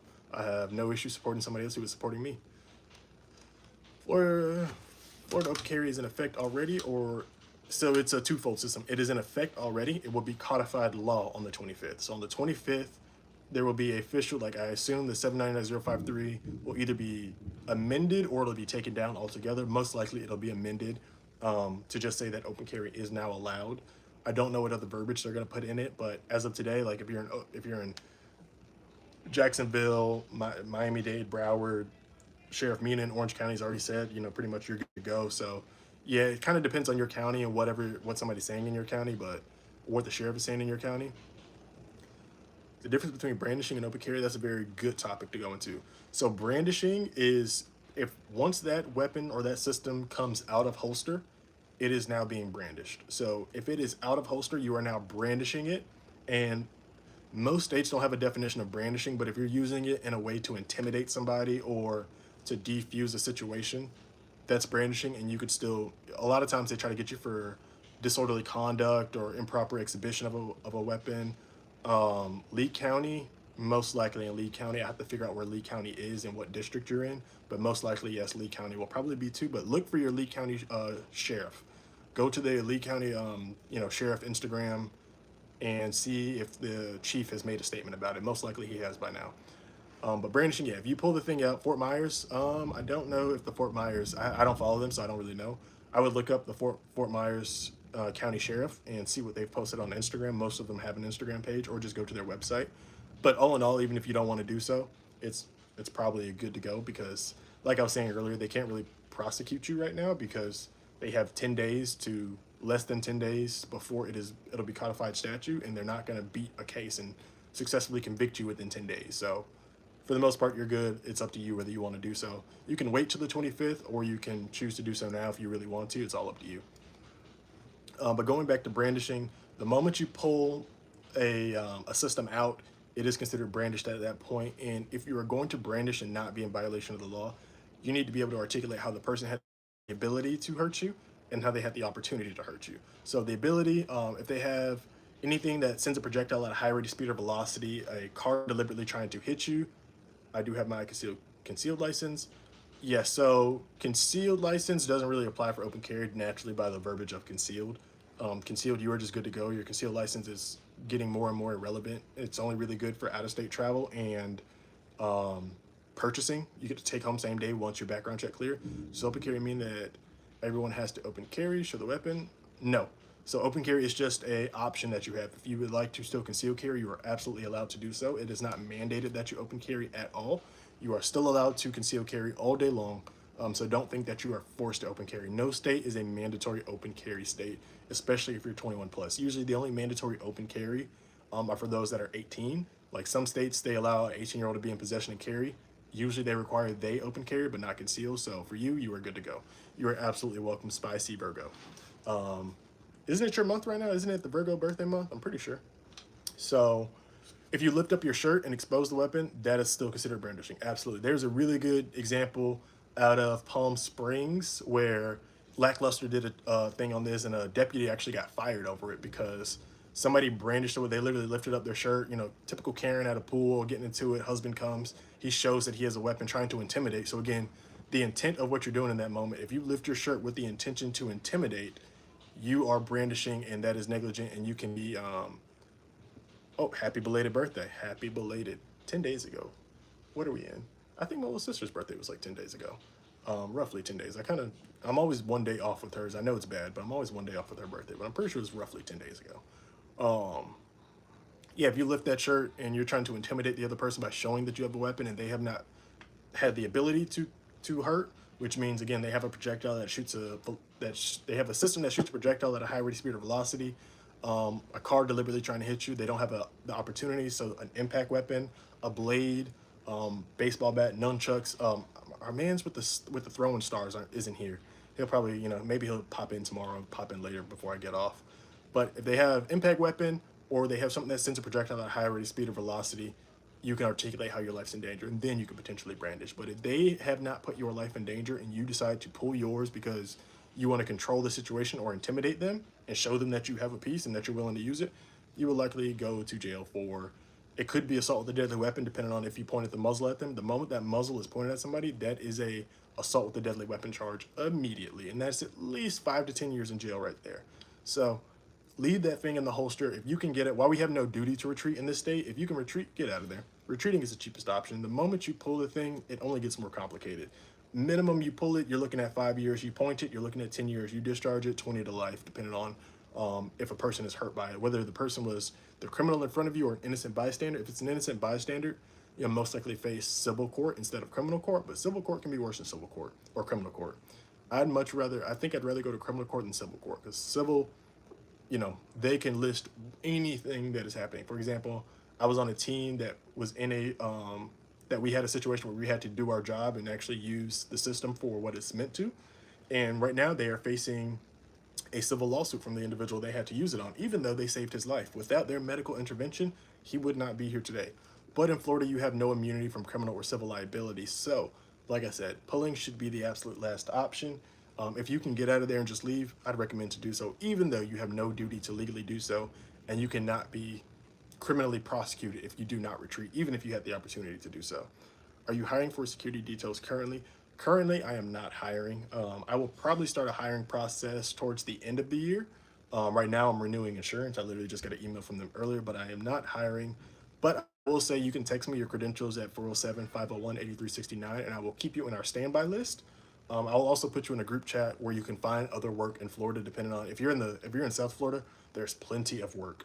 I wish I was in South Florida because there's plenty of work. There's more work down there than there is up here.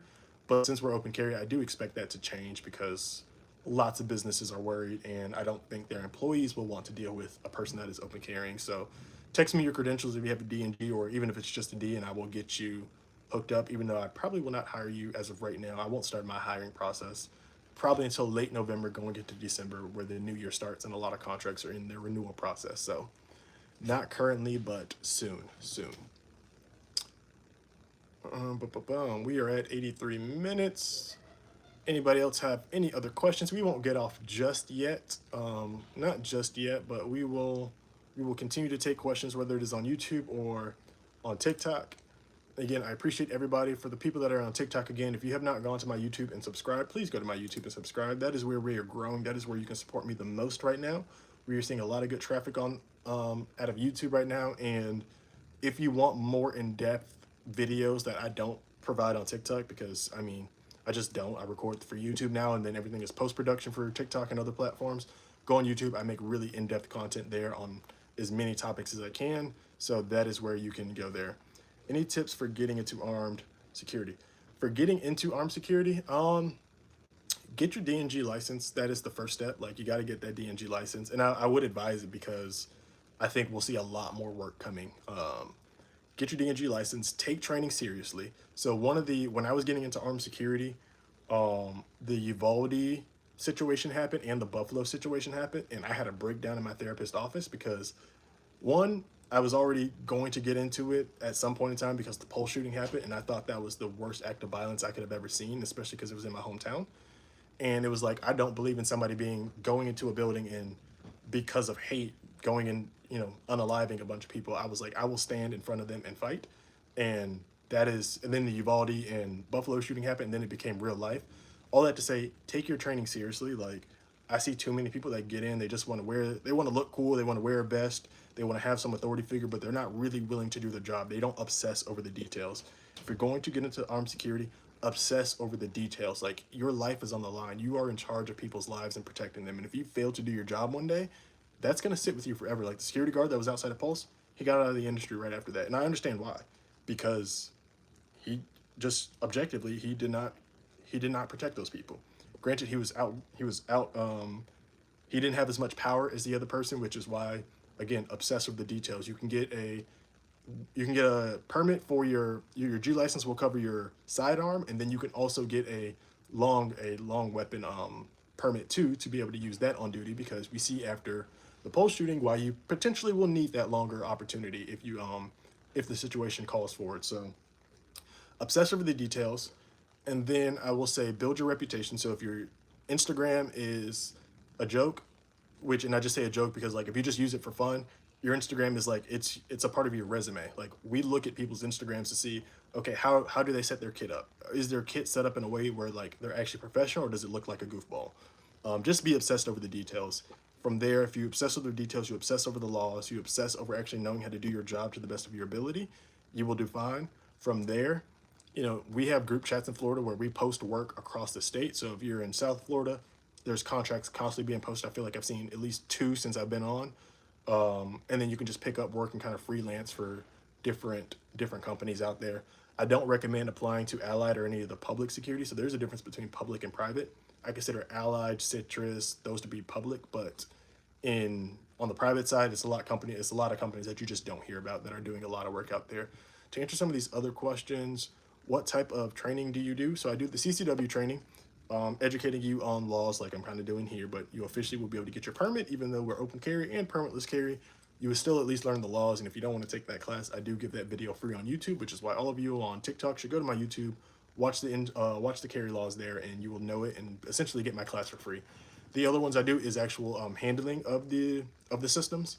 So from basics to somewhat advanced, and I say somewhat advanced because I don't really feel like there's any type of advanced training in this industry. Like, it's all just becomes processing information once you learn to be a marksman.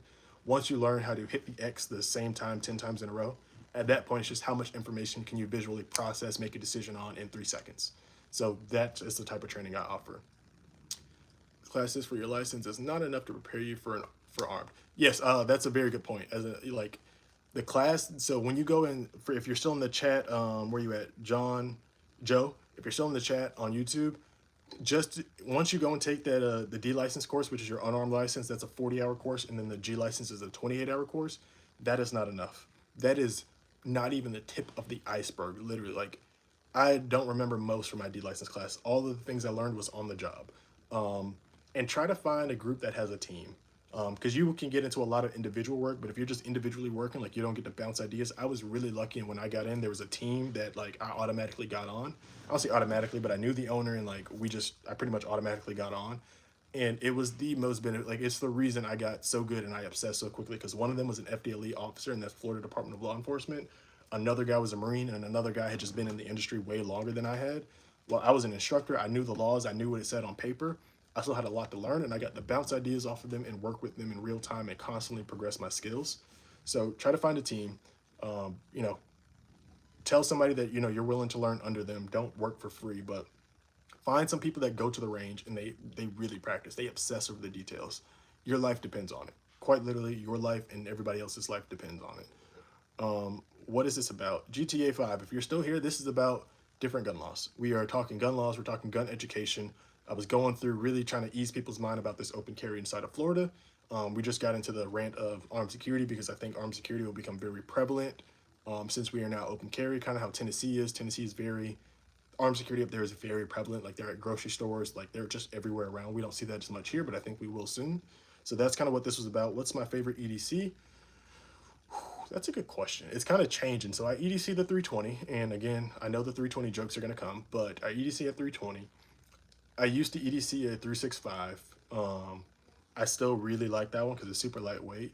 but I would probably go to one of the shadow systems, because if you do have to use it and you can provide a police report, the company will send you another system for free, because they want you to constantly have a system. Once you use it in self-defense, you will lose it to the, while the investigation's going on. And if you're cleared, you get to get it back, but it's still a process. That's still, I think my buddy took like 6 weeks, which is still record timing, but that's 6 weeks without a system. You want to have a system. So shadow system will provide you another one if you can give them the police report. So I will be moving over to that one, but I do like their systems too, because like they're adding different mechanisms in there that just make it extremely good. Canic is another one that I'm really looking into, and I'll try not to get into brands too much. But that's another one I'm really looking into because I like what they're doing right now. I remember when the first one came out, the TP something, and I was like, oh, this is interesting. And they've only gotten better since then. Okay, well, CY, not really interested. Okay, GTA 5. Yeah, cover CYA. Do all of that. Not really interested right now. Perfectly fine. I appreciate you for dropping in though. It does mean a lot to me. Yeah, and Canic is great for the price. Like, for what you're gonna pay for one of the major brands out there, like Canic is gonna give you twice as much for less money. So I highly recommend them. Like, I don't think you can go wrong, especially with the newer ones that they're putting out right now, which I won't say the specific ones, but with the new ones they're putting out right now, it is a great option to go with, especially if you're on the budget. And just on the budget note, don't buy one of the super budget friendly ones. Like, if it's one of those other brands, which again, gonna try not to get too much into brands while I'm on TikTok, because I know they don't like that. Just be very mindful. Ask me about it privately, which brands to not buy, and I will tell you privately. But there's some clear brands that you just do not buy, because the price point will look really good. The person in the shop may try to sell it to you too as a budget option, but don't listen to them. Save your money. You want to be around the $500 range. Get something there. 500 should be like your minimum price to get in. Some can be in the fours, especially if it's used, but 500 brand new, it's a good place to be in right there. All right, we are at 91 minutes. We will continue for just a little longer. Let me look at some headlines in the news right now. I'm just gotta update myself in terms of things that are going on. I don't want that to play. Keeping up with the news. I try not to watch the news. That's a lie. I actually watch the news every day now, simply because I just have to know what's going on with the country. It's too much that happens every day for me to not know what is happening in this country. Like, every day, we're living history. It's quite crazy that every day we're living history. Like, literally in Florida, open carry ban, unconstitutional. That is history. You will see ripple effects through the country. Like I said, New York, California, Illinois. Soon enough, they will also be open carry. That is my prediction. I'm willing to bet on that now. Just because of the way the First District Court of Appeals really broke this down and deeming it unconstitutional, like, they posed a really good argument and the state could not back it up. Whenever you get can you make a video? Yes, I have some shorts about the I can't remember which one, because they have like CR 920 something, but I think that's actually the one, the CR 920 something. I do have a video on that. You'll have to scroll through a lot of my shorts on the channel because I post a lot on YouTube now.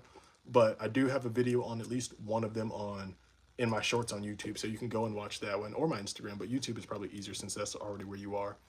But when I get the one that I'm going to get, yes, I will do a video on 100% late. No, I said open carry is a thing. So you are allowed to open carry 100%. I said that more states will. So the few states that are not, we have 42 states that are already open carry and have been for, maybe they started last year, the year before, or whenever they started. I think more states are going to become open carry because of the First District Court of Appeals opinion. It was so in-depth. It's a 20-page, I'll call it a 20-page decision of them rationing why and how they got to this decision, that I don't see how any other state's District Court of Appeals or the Supreme Court could go against how in-depth their argument is, because it was a really good argument. It was a really good analysis. And they go through multiple different states. Even, let me see if I can just find, I just saw Tennessee or they referenced a case law out of Tennessee, but I think I scrolled away from it. Dang it. I don't know how far I scrolled. Wait, right there. So an example, in the opinion given by the First District Court, they talk about Tennessee, and it says it's the case law of Aymette, Aymette, versus the state of Tennessee Supreme Court, upheld that the state's statutory ban on carrying concealed weapons, 2110, they're referencing another case law, is reason that The citizens' right to bear arms is defense of themselves is coupled with the right to bear them in defense of the state, and those arms must necessarily be borne openly. A prohibition on open carry, the court concluded, would amount to a denial of the right altogether. So again, that's out of Tennessee. I don't again. So California, what I'm saying here, like California, New York, they won't just do it, but unless a like Supreme Court from DC officially makes a ruling saying it's banned altogether, they'll still allow it to be on the state level. But if someone in California chooses to take this up to a district court of appeals, like the Ninth District Court inside of California is pretty two-way friendly. They almost allowed felons to have their gun rights back. They were super close, but they went to an en banc court and it went from a 3-judge panel to an 11-judge panel. They immediately struck it down because that was going to be a landmark case too. The Ninth District Court of Appeals in California is one that is two-way friendly. So if someone in California can get it up to the Ninth District Court of Appeals, likely even if they go to an en banc court, they will not be able to reckon with the Bruin test. Join Lay, did some new information come out? I watched the videos earlier in the live. No new information has come out. I'm just kind of putting people's mind at ease when it comes to what's happening, will crime increase, and all the different things. So no new information has come out as of now. When new information comes out, you can bet I will make a video on it. I'll continue to just kind of teeter and talk about it. Really what I'm waiting on is to learn how it will be structured for in a car. I don't see the verbiage of 790.025 staying the same. I do think it will change because naturally it just kind of has to for officer safety and for general understanding and cohesion. But when that happens, I assume it will be after the 25th, giving the state some time to actually write, evaluate, and make comprehensive laws, probably looking at other states' laws and how they do it. I hope we adopt something similar to Texas in terms of their verbiage of carrying, where it's required to be in a holster and not just plainly on a seat, naked. But that's all just speculation by me. We have to wait till after the 25th to know if it will be true or not. But yeah, I think a lot of people will, some states have it coming to them. Like if somebody really wants to take it there in California or New York, they can take it there. And this Florida opinion will definitely weigh into them. Our own Supreme Court explained why the legislature and society treat open carry and concealed differently in Stout versus State, the 12th District of Florida. We don't have a 12th district. Sutton was convicted under the statute that prohibited concealed carry of a weapon, expressly allowed open carry. The statute under which indictment was found provides that hereafter it shall not be lawful for any person in the state to carry arms of any kind secretly or about their person, on or about their person, provided that the law shall not be constructed to prevent any person from carrying openly outside of the close. The Supreme Court explained that the statute did not infringe on the right to bear arms itself. Rather, it was aimed to prevent individuals from carrying concealed for the purpose of committing some malicious crime of take self. Even where no such intent was present, the court reasoned concealed carry created risks that open carry not. So this was a different opinion that was having to do with concealed carry at the time.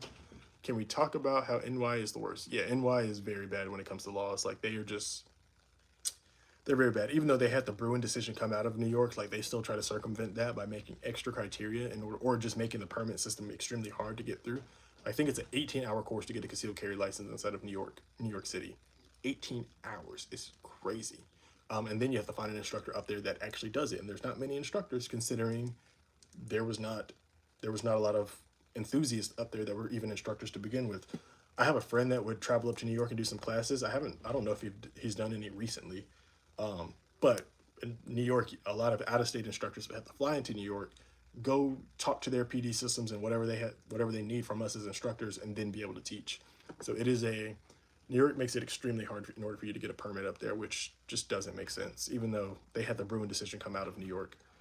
All right. We are probably going to call it pretty soon. Probably going to call it. I've reached the end of this opinion. Anybody have any other last minute questions for me? Anything that we should talk about and different? Yes, bro, I got my course completed, but it shouldn't have to be different to get a weapon. There's almost direct correlation between strict gun laws and gun violence. There is, but in that same argument, I would say the states that have the most gun violence are actually red states. Like I did a deep dive into this because I was curious after Gavin Newsom was on the Sean Ryan podcast, and he made an assertion and a claim that I was like, I don't know how you can make that claim. So then I looked it up, and The state that has the least amount of gun violence is Massachusetts, and they also have some very strict laws there. So I can't, while strict gun laws can create, especially on a criminal level, a lot of red states have a lot of gun violence, but a lot of the gun violence in the red states, in some terms of the top states, a lot of it is self-unaliving because rural states are like in rural states, which unfortunately self-unaliving is just incorporated into gun violence as a total, but that's also something that has to be disseminated because self-harm is different than mass harm.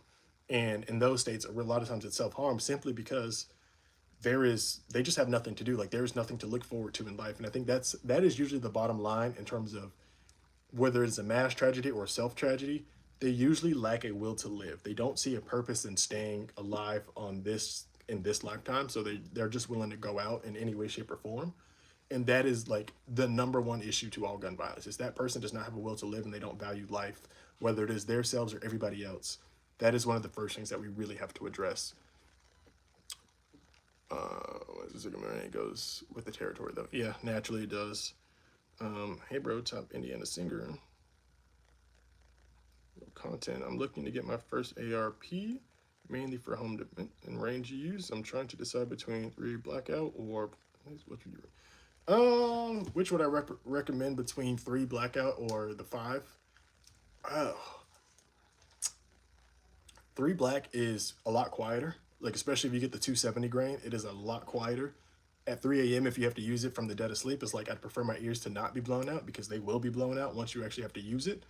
So 3 black is definitely, it's definitely meant for that environment in terms of home, CQB, close quarters type of deal. 5, the 5.6 is just easier. It's cheaper. It's more prominent. I don't know. You couldn't go wrong either way. You couldn't go wrong either way.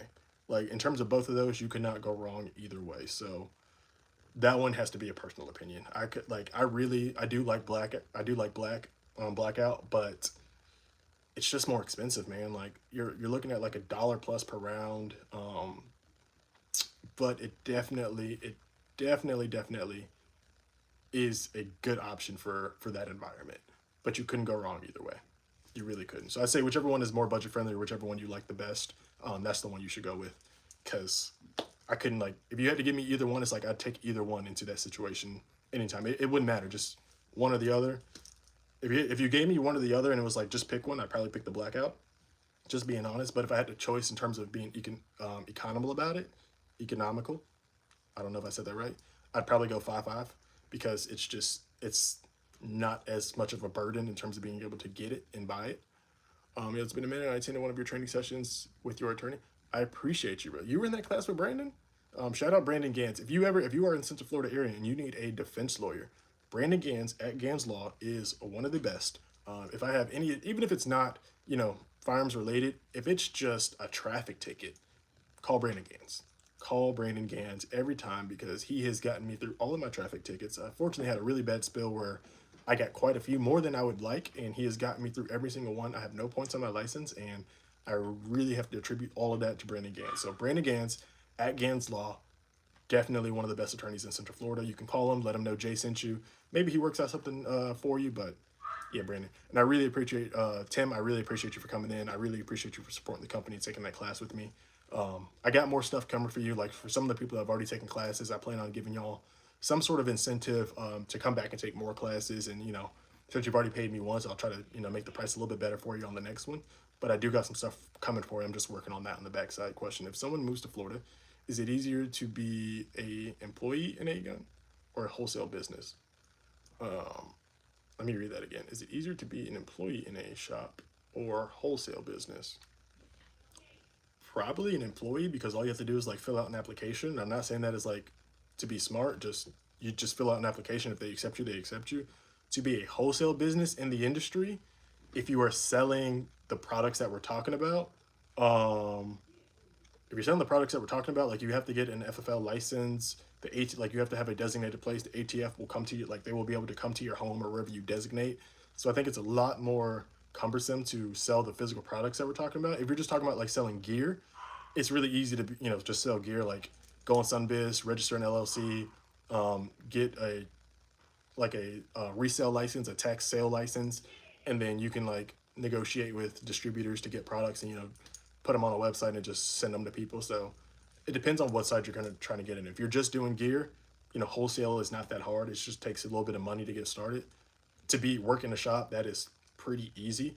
It's actually pretty boring, especially depending on the shop that you work in. It's pretty boring, and depending on how, like, I was lucky enough to work in a shop where they had super relaxed rules in terms of like they just let us run the shop pretty much. So I had a lot of fun. Like I'd be bored. I worked there for 10 hours a day, and I'd be bored for hour 5 and just hit the range for a bit.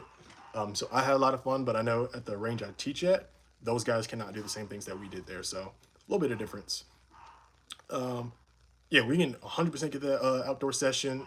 The Concealed Carry Fundamentals course is the outdoor session. It's 3 hours, and that is the course. If you're going to take a course from me and you want like an all-in-one package, the outdoor session, the Concealed Carry Fundamentals course, is the one. We will learn to do all the things that you pretty much want in that session, more than I can do indoors. If we go indoors, Nico, what is up? Girl, you need to call and text me. Um, but the outdoor session we just can do a whole lot more in. So yeah, definitely let me know about that outdoor session and I will hook you up with the discount. Just shoot me a text. You should still have my number. Shoot me a text and just remind me that it's you, or shoot me a DM and I'll check it, and I will get you a discount code for that one so we can get that session booked. Looking at the bottom, appreciate it. You're welcome. Assuming, oh, okay, I do remember the question that I answered. I need to get out there with your training. Bro, Thomas, when you're ready, let me know. When you're ready, let me know. We will hit it out there. You know, I literally live at the range. I live there. I am there all the time. I'll be there tomorrow. I think I'll be there Thursday too. I'm there multiple days, multiple sessions. So whenever you are ready, just let me know. Text me 407-501-8369, and we can get that set up, or just DM me if it's easier for you and you can't remember that number. Is there any tactical range you would recommend in Central Florida? Aries Training Facility. That is my home base. That is where I use. It is up there in Leesburg. It is voted one of the best outdoor ranges to use in Central Florida. That's the one a lot of us go to. It's become a little bit more busy, so you definitely got to like book in advance and like kind of know the day you want to go out there and make sure you book your time. But they have action burns. They have 100, 200, 300, 400 yard range. They have an 800-yard range in the back, an instructor bay for us. They have everything you want. The guys there are super nice. The owner, one of the coolest guys I've ever met, like super chill. As long as you don't do anything that is stupid, you are good to go out there. So I would recommend Aries Training Facility. Looking at questions up here, 100% brother. Looking to get into the field and make it into the business, but need more info. Tell me, like, be specific. Ask me a specific question about the field. What are you specifically trying to get into? I mean, a good way, like, if you're just brand new and you're trying to get in, go work in a shop. Just apply to work in a shop. That's what I did. Like, off a whim, I just found an application, filled it out, walked in, turned it in, and like 2-3 weeks later, I got a call, and like that call, and then so literally, like, I'll tell you like how I got started. 2020 January, I'm like, I want a second job. I had my concealed carry permit for coming up on a year at this point, and I was really like, oh, let me just find local ranges around. Found a range, applied. 2 weeks later, they called me and I was like, hey, you still want to interview? Did the interview. It was like 2 interview sessions. That was like 10 minutes, super easy to get into. If you have customer experience background, like, I think that definitely helps, because I used to work at Universal and they really like that, because customer service, hospitality, that is what it is to work inside of a shop. Do that, and then from there, like, them allowing me to work in there is why I'm literally talking in front of you right now. Like, if they would have denied me, I don't think I would 100% not be an instructor if they denied me. So me working in the range sparked the route that I'm on, and it was just like every step of the way I just learned something new. It was like, oh, there's armed security, there's instructing, there's this, there's that. I did not know there were so many avenues to make money inside of this industry as there are, and it provided me a bigger life purpose, because I mean, I was 22. Like, I knew I wanted to start a business and entrepreneurship and all that good stuff, but had no idea what kind of business I would start. I was into marketing, but I folded that business because it just wasn't doing well at the time. And then I started February 12th. By October, I was an instructor, and I formed this business, and we've been running ever since. So 100% work in a shop, because you get firsthand experience with your customers in terms of like, what does the end user need? How do you talk to the person? What is somebody who knows nothing?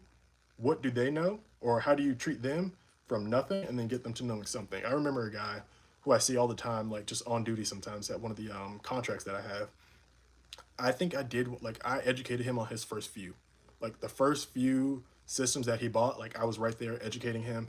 Now he's taken more classes than I have. He has way more systems than I have. Like, working in a shop is 100% a good way to go because you just learn the market on the ground, firsthand experience. Did you say renegade law? I did not say renegade law. Um, oh, Gans law, Brandon Gans law. Brandon Gans at Gans law. If you look up Brandon Gans Orlando, you should get to Gans law, and that is the person you should go to if we're talking about the lawyer. I figured that'd be the route, but then again, I wanted to create a business like others are doing to sell wholesale to a wider market. So if you're doing wholesale, there's not really a conflict of interest. Like you can work in a shop and still do wholesale. And so that is complete. Like you can 100% run that business while you're working in the shop. And it might even help you more. See, my issue is I want to become an instructor, and eventually it led to a conflict of interest between me and the owners, which is why I stopped working in the shop. But if you're just doing wholesale, like they had guys that were starting businesses. There was a few of us, and like we all don't work there anymore. We all started our own individual businesses. Two of us, three of us own security companies. One of the other guys, he also like he wholesales products and stuff like that too. So you can 100% do it while working there. And like I said, you get firsthand experience to sell wholesale to a wide. Okay, I just read that. Yeah, I'd recommend just go apply to a local shop. Like apply to 5 local shops and just figure out the one that works for you. You know, I say go in there first, figure out the vibe. I'd say try to work in a range more than just a shop. Like you want to have access to the range too. Do that. You get firsthand experience with the customer base, and you can still run your side project. And when you're ready, you can just leave and like you have all the experience in the world. And a lot of the experience, it's not going to cost you your dime because you're learning how to sell their products, and the inventory ain't yours. You don't have no overhead. So yeah, go work in a shop. That's 100% the way you should go for wholesale. Perfect. How do you feel about Florida doing open carry law? That's what we've been talking about for a while. Morgan, I'm gonna just call you Morgan. Um, I don't feel any type of particular way about open carry. Like I want people to be at ease. It will not be the end of the world. It will not like we will not just suddenly have some tragic event that happens because of open carry. It's just a law they're putting on the books. I do believe the majority of people will still conceal carry. I don't believe that many people are just gonna start open carrying. Yes, I do offer those courses as well, D. I try not to say that word on here just so I don't get banned on TikTok, but yes, I do offer that course. That course, it should be on my calendar. If you can't get to my calendar from YouTube, text me 407 501 8369. Or just comment under a video and like let me know that you were just on the live with me. Whatever, like go comment on my latest video, and I'll respond to you with the number, and then we can set that up because I do offer that as well. Um, but Morgan, going back to you, the open carry situation, it's fine. Like, it's going to be on the books. We just need guidance from our state legislatures that will educate us about how this will work. Like, give us rules, give us guidance. I don't want it to just be, oh, you can open carry. Because even if you can just open carry, I'll continue to just educate people about how you should and should not do it. Put it like this to make it very simple.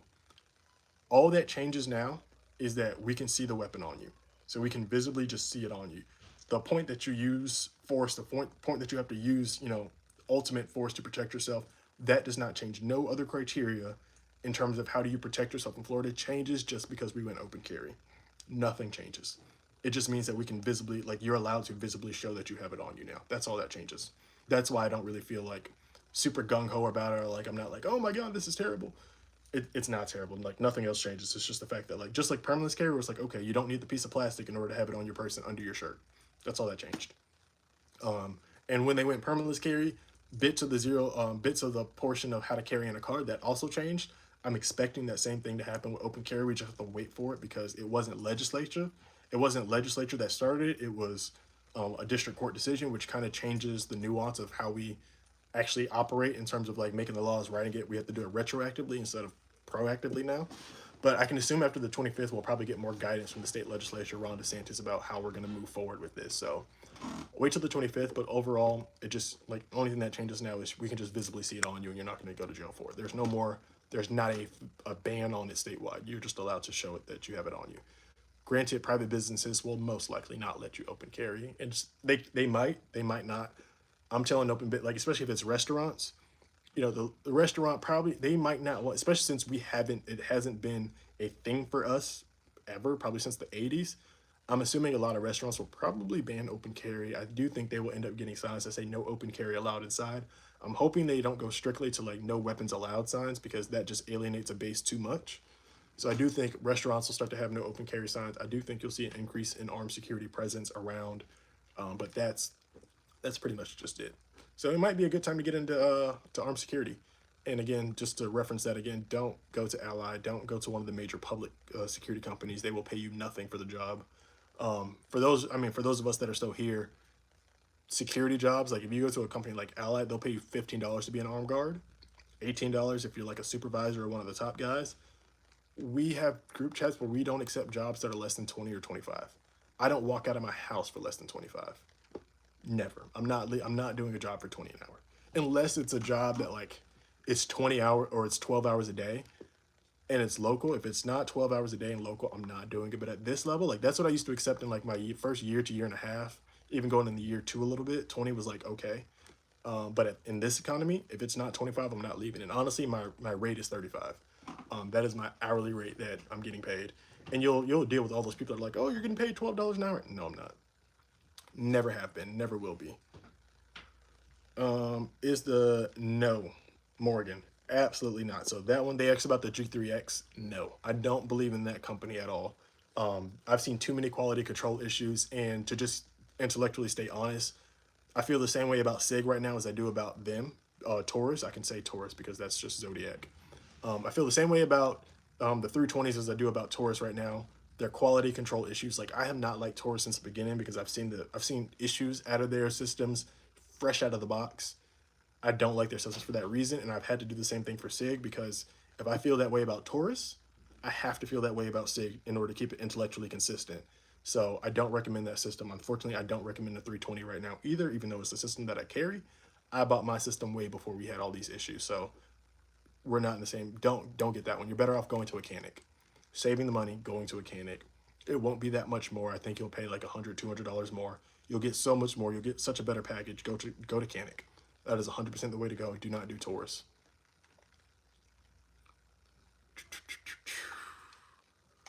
Oh wait, we were looking at some news headlines. Probably not. Like the news is just the mainstream news. All of them are just terrible, and it's still filled with Kirk right now. R.I.P. to Kirk. Not that I supported him at all. Not that I will pretend to support him now. I just don't believe anybody should be unalived if they did not choose to do it themselves. Even then, they shouldn't choose to do it themselves because that means they're in a mental health crisis. I am big into mental health. I have always wanted Trigger Trainer Academy to be about mental health as much as it is about weapons. Open carry only applies to firearms, not any other type of weapon. Um, that that will be an interesting. You can open carry tasers. That is a thing. You can open carry knives if the blade is longer than 3 inches. That is a thing. Um, Somebody did ask me about swords. I don't know if you'll be allowed to open carry a sword. If a blade is longer than 3 inches, I mean, it is technically a sword at that point. But I really don't know if it only applies to firearms because tasers are not firearms, but you can open carry a taser because it's less lethal. Batons, you can open carry batons. Like, I don't know if you'll be able to open carry a sword. That's the only thing. But the blade is longer than 3 inches, so by the standard, like, you should still be able to. Because I know with the blades longer than 3 inches, like, you could keep them. Most of the time, they were kept in like the sheath, and I think you couldn't conceal carry that before. Yeah, you couldn't conceal carry a blade longer than 3 inches. You had to carry in a sheath outside. But now it is completely like because in Florida, so in Florida we don't have a firearms license. Like it's an open carry license altogether. So that or it's a firearms and weapons license. So it kind of encompasses everything, which again we need. You bring up a good point, Marcos. Like we need more clarification on what type of weapons you can actually open carry. Is it just firearms or does it apply to other weapons, considering that Florida has a weapons license as well as a firearms license all in one? So that is a very good thing. More things that we need guidance on from legislation. So we will see how they actually go through that. Um, Again, this is why again, I don't blame the first district. I don't blame anybody. It is thrown in our face, but retroactively, we would just have to figure all this stuff out, which I assume they will iron out these details by the 25th. Like, I'm just assuming it'll all be ironed out by the 25th. Shouldn't be too much longer than that because you've had 15 days to write laws. It shouldn't change like other states. We're not reinventing the wheel here. Open carry is a thing. It's in 42 states. You don't have to reinvent the wheel, Florida. Just look at Texas, or look at a state that actually is doing it well, and they don't have a lot of tragedies happen. All right, we are on for much longer. You guys kept me on for longer than I expected. I thought I was going to log off by now, but it doesn't look like I am. So if we have more questions on YouTube, I appreciate all of you guys on YouTube. It really does. Like, we're just going to keep doing these every day. Give me ideas that you guys want me to continuously talk about. I know I was just thinking this the other day or yesterday is like I'm starting to get into these more and try to build out the funnel for it. I know eventually it can get like redundant to just simply talk about Florida. I can move into the other states too, which I 100% will move into the other states as more people join the live and ask questions about it. But what other things like current topics? I'm trying to be mindful of like the current topics. I'm really trying to determine the route I want to go. I don't really want to debate politics. I really kind of want to keep mine specifically towards this niche. Can you open carry an ARP? Most likely, yes, you'll be able to open carry an ARP. We do need guidance. I don't know if local municipalities will regulate certain things that you can carry or specify what you can and what you cannot. That again has to be determined within the state on the state level and legislatures. But for the most part, yes, I do think you'll be able to open carry an ARP. But depending on, for example, if that's like if I have to put that example inside of Texas, it's an ARP, so it's classified as a P in this example. You can get what I'm saying. And well, I guess there they classify it as a handgun because in Texas it all like a handgun has to be in a holster. An ARP is technically not a handgun, even though it's a pistol. It's not a handgun, but it can still be classified. It depends on the classification. If we adopt language like Texas, it'll be likely you have to keep it inside of a holster. If we don't, it may be it may be something else. Yes, if you're in this live, run it up, like it, share it, hit the, do all the things that you can do to actually run this thing up. Well, I'll stay here as long as I keep getting questions. If I don't get any more questions, we'll log off in a little bit. Well, I definitely keep these at least an hour a day. We can talk about these topics. An hour goes by super quick. We're already at, almost an hour and a half right now. So minimum, you'll get an hour out of me at least every day. And if not every day, every other day, depending on what I got going on. Sling, yeah, for ARP, you can likely just sling it across your back, which again is one of the things. Now it may change. You may not be able to bring it inside of like Publix. Publix may adopt private property laws or private property rules, not laws that say you can't do that inside. It will all depend. It's all relative in context to where you are. But let's just say you're walking down the street. Yeah, if you're walking down the street, you're probably just going to be able to have it on your back. Now, I don't recommend you ever sling it across your back. One, why? It's on your back. You can't see. You don't have eyes behind your head. I'd recommend always slinging that thing in front of you. I don't think on duty. I don't think I've ever slung it across my back. I may have slung it across my back one time for a medical situation, and as soon as I did it, I quickly was like, "Yeah, let me not do that. Let me give it to the next guy over here. You hold on to that while I medically deal with this." So I don't recommend just slinging it across your back. But if you want to sling it and carry it on the front of you where you can at least see, yeah, you can do so. I don't recommend that. One, because if you're trying to use that for protection, like you're gonna want distance. Like we're talking about a 5.5 round right now. You're gonna want distance on that. A 5.5, if you engage at a distance of 7 yards or even 10 yards, that thing is going straight through. And in Florida, you are civilly liable for anything that projectile touches. So if you're sending even a standard 55 ball, right? If you send that at 7 yards, it's going through and it's hitting something on the backside. And if that is something as a mother, daughter, grandmother, or somebody that matters, you're responsible. You may beat criminal charges, but you have to answer for a civil wrongful unalived. You have to answer for that. Civil court is worse. So technically, I think, which again, you just gave me another great idea that I'm going to talk about. Technically, you have to be mindful of what you're doing. I'll go into this story. My teammate was in the, he had to use a deadly force situation, and he had his long gun out. I'll just say long gun and hope they don't ban me. He had his long gun out, and he knew, and this again just goes into like you have to be a tactician with this. It's not just a free for all. He knew that the 5.5 round at the distance that he was at would move too quickly and potentially go through. So he had to transition to his pistol. Like those are things you have to be mindful of. For civilians, the typical engagement distance is going to be 7 to 10 yards. At 7 to 10 yards, the 5.5 is moving straight through. Now, if you increase that to, an open tip, you may be better. But again, look at the actual ballistics in terms of, FPS and how fast it's moving. Even an open tip at 7 yards, it's likely still going through. What is on the backside of that? In that moment, can you process the information of what's in front of you, how they meet the criteria, ability, opportunity, they're putting your life in jeopardy, and articulate their intent, and then also know what is behind them and who is moving behind them in what directions and and at what point.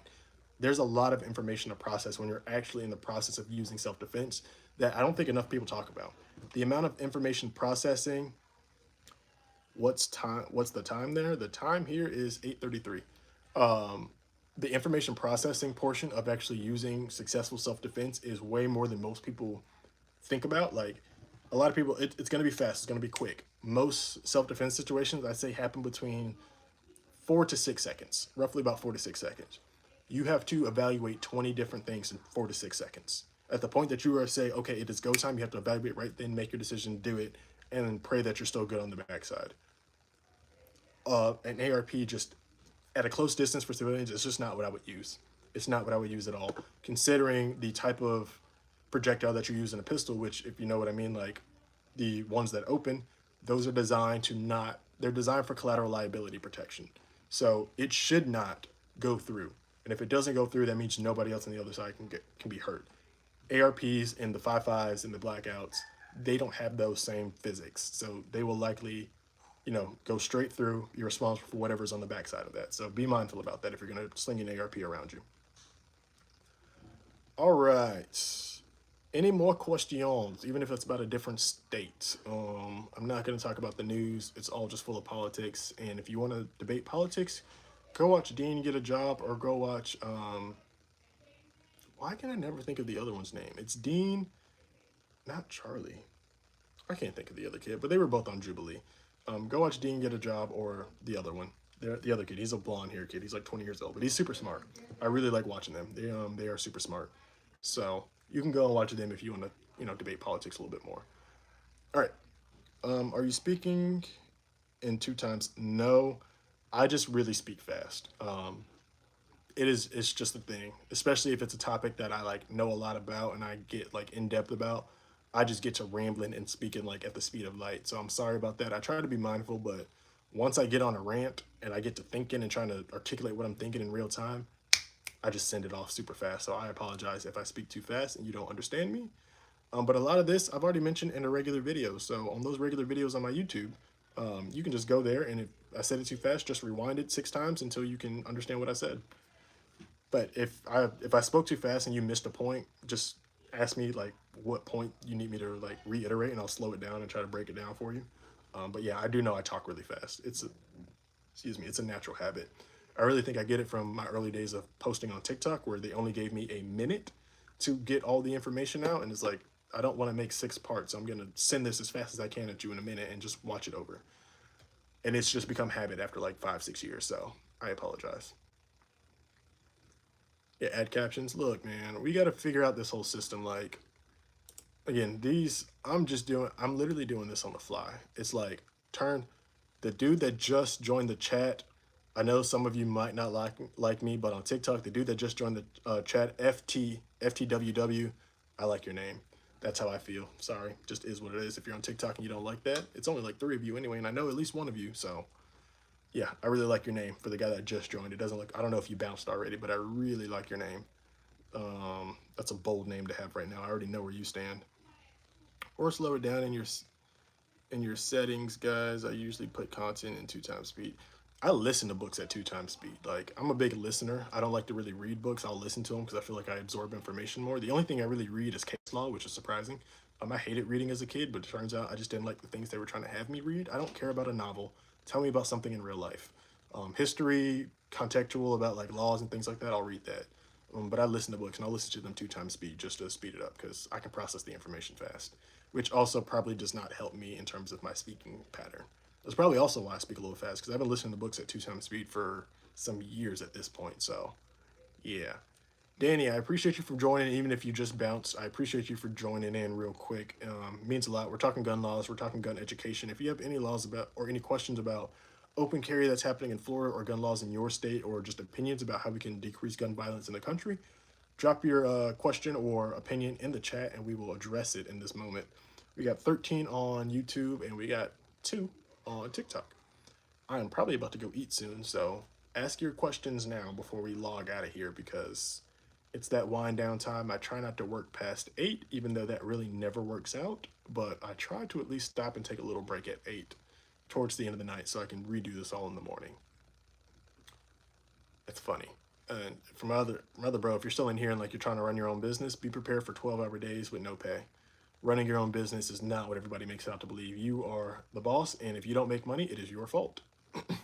There's no one else to blame but yourself. You are the owner, you are the operator. Your employees, you work for them, they don't work for you. So yeah, be prepared for that. All right, guys, it looks like we're kind of reaching the end here. So we're going to end these chats. Anybody with the last minute questions before we log on out of here? TikTok, you will be logged out first because it's easier for you to be logged out first. So you guys got about another 30 seconds. Ask your questions. Don't ask your questions. It's only 2 of you, and I know 1 of you. So I appreciate you, brother, for hopping in. You really much, you kind of help the conversation stay flowing on TikTok, asking those questions, and it helps me because you guys just gave me like 4 or 5 new ideas to go and make videos on. YouTube, I really appreciate all you guys over on YouTube. Go to my channel, watch some of the other videos, drop a comment. If you want to book a class, say that you were on the live and I'll give you a discount for being on the class. Yeah, for all the dudes on YouTube, and Marcos, you don't need a class, but we can just go to the range whenever. For the one other person that's on TikTok, go to my YouTube, drop a comment in the drop a comment on a video, say that you were in the live today, and I will send you a discount for any class that I have. I think I can get you like a 10% discount on any class. So if you're on the chat right now, the 14 people that are on YouTube, if you're in Central Florida and you want to take a class, go comment on my latest videos, say I was just in the live, and I will send you a 10% discount. So go and do that. We're going to log out of here. So I appreciate all you guys on TikTok. We are logging off of that one. And again, for all you on YouTube, go down to the comment. Where are you located in Orlando? I'm trying to sign up for a class for this Saturday. I use the Apopka, Central Florida. I'm located in Apopka. I try to shoot straight in Apopka. Yeah, it's on YouTube now, so they don't really care. I used to shoot straight in Apopka. That is my major class. You can text me if you're trying to book that right now. Text me 407-501-8369. Again, 407-501-8369. I'll send you a 10% discount code. Actually, I'll tell you guys the 10% discount code right now. TTA 10 for everybody that's still here. Literally, there's 10 of you left, so it actually works out perfect. TTA 10 Trigger Trainer Academy. So the first letter of all 10. You can use that to get a 10% discount on almost any course. If it doesn't allow you to discount a course, just text me that you didn't get the discount on that course, and I will make sure that applies to whatever course you want to take. TTA 10 gets you a 10% discount off any of my training courses. For all of you 10 guys that are in the chat, it means a lot to me to even have 10 people on here. I mean, you guys probably know lives are hard to kind of curate, keep going, and get viewers in. So all of you on here, I appreciate you. TTA 10 will get you 10% off any of the training classes that I offer on my site. You should be able to go to my YouTube page and click the link somewhere in like the bio section to get to my booking page.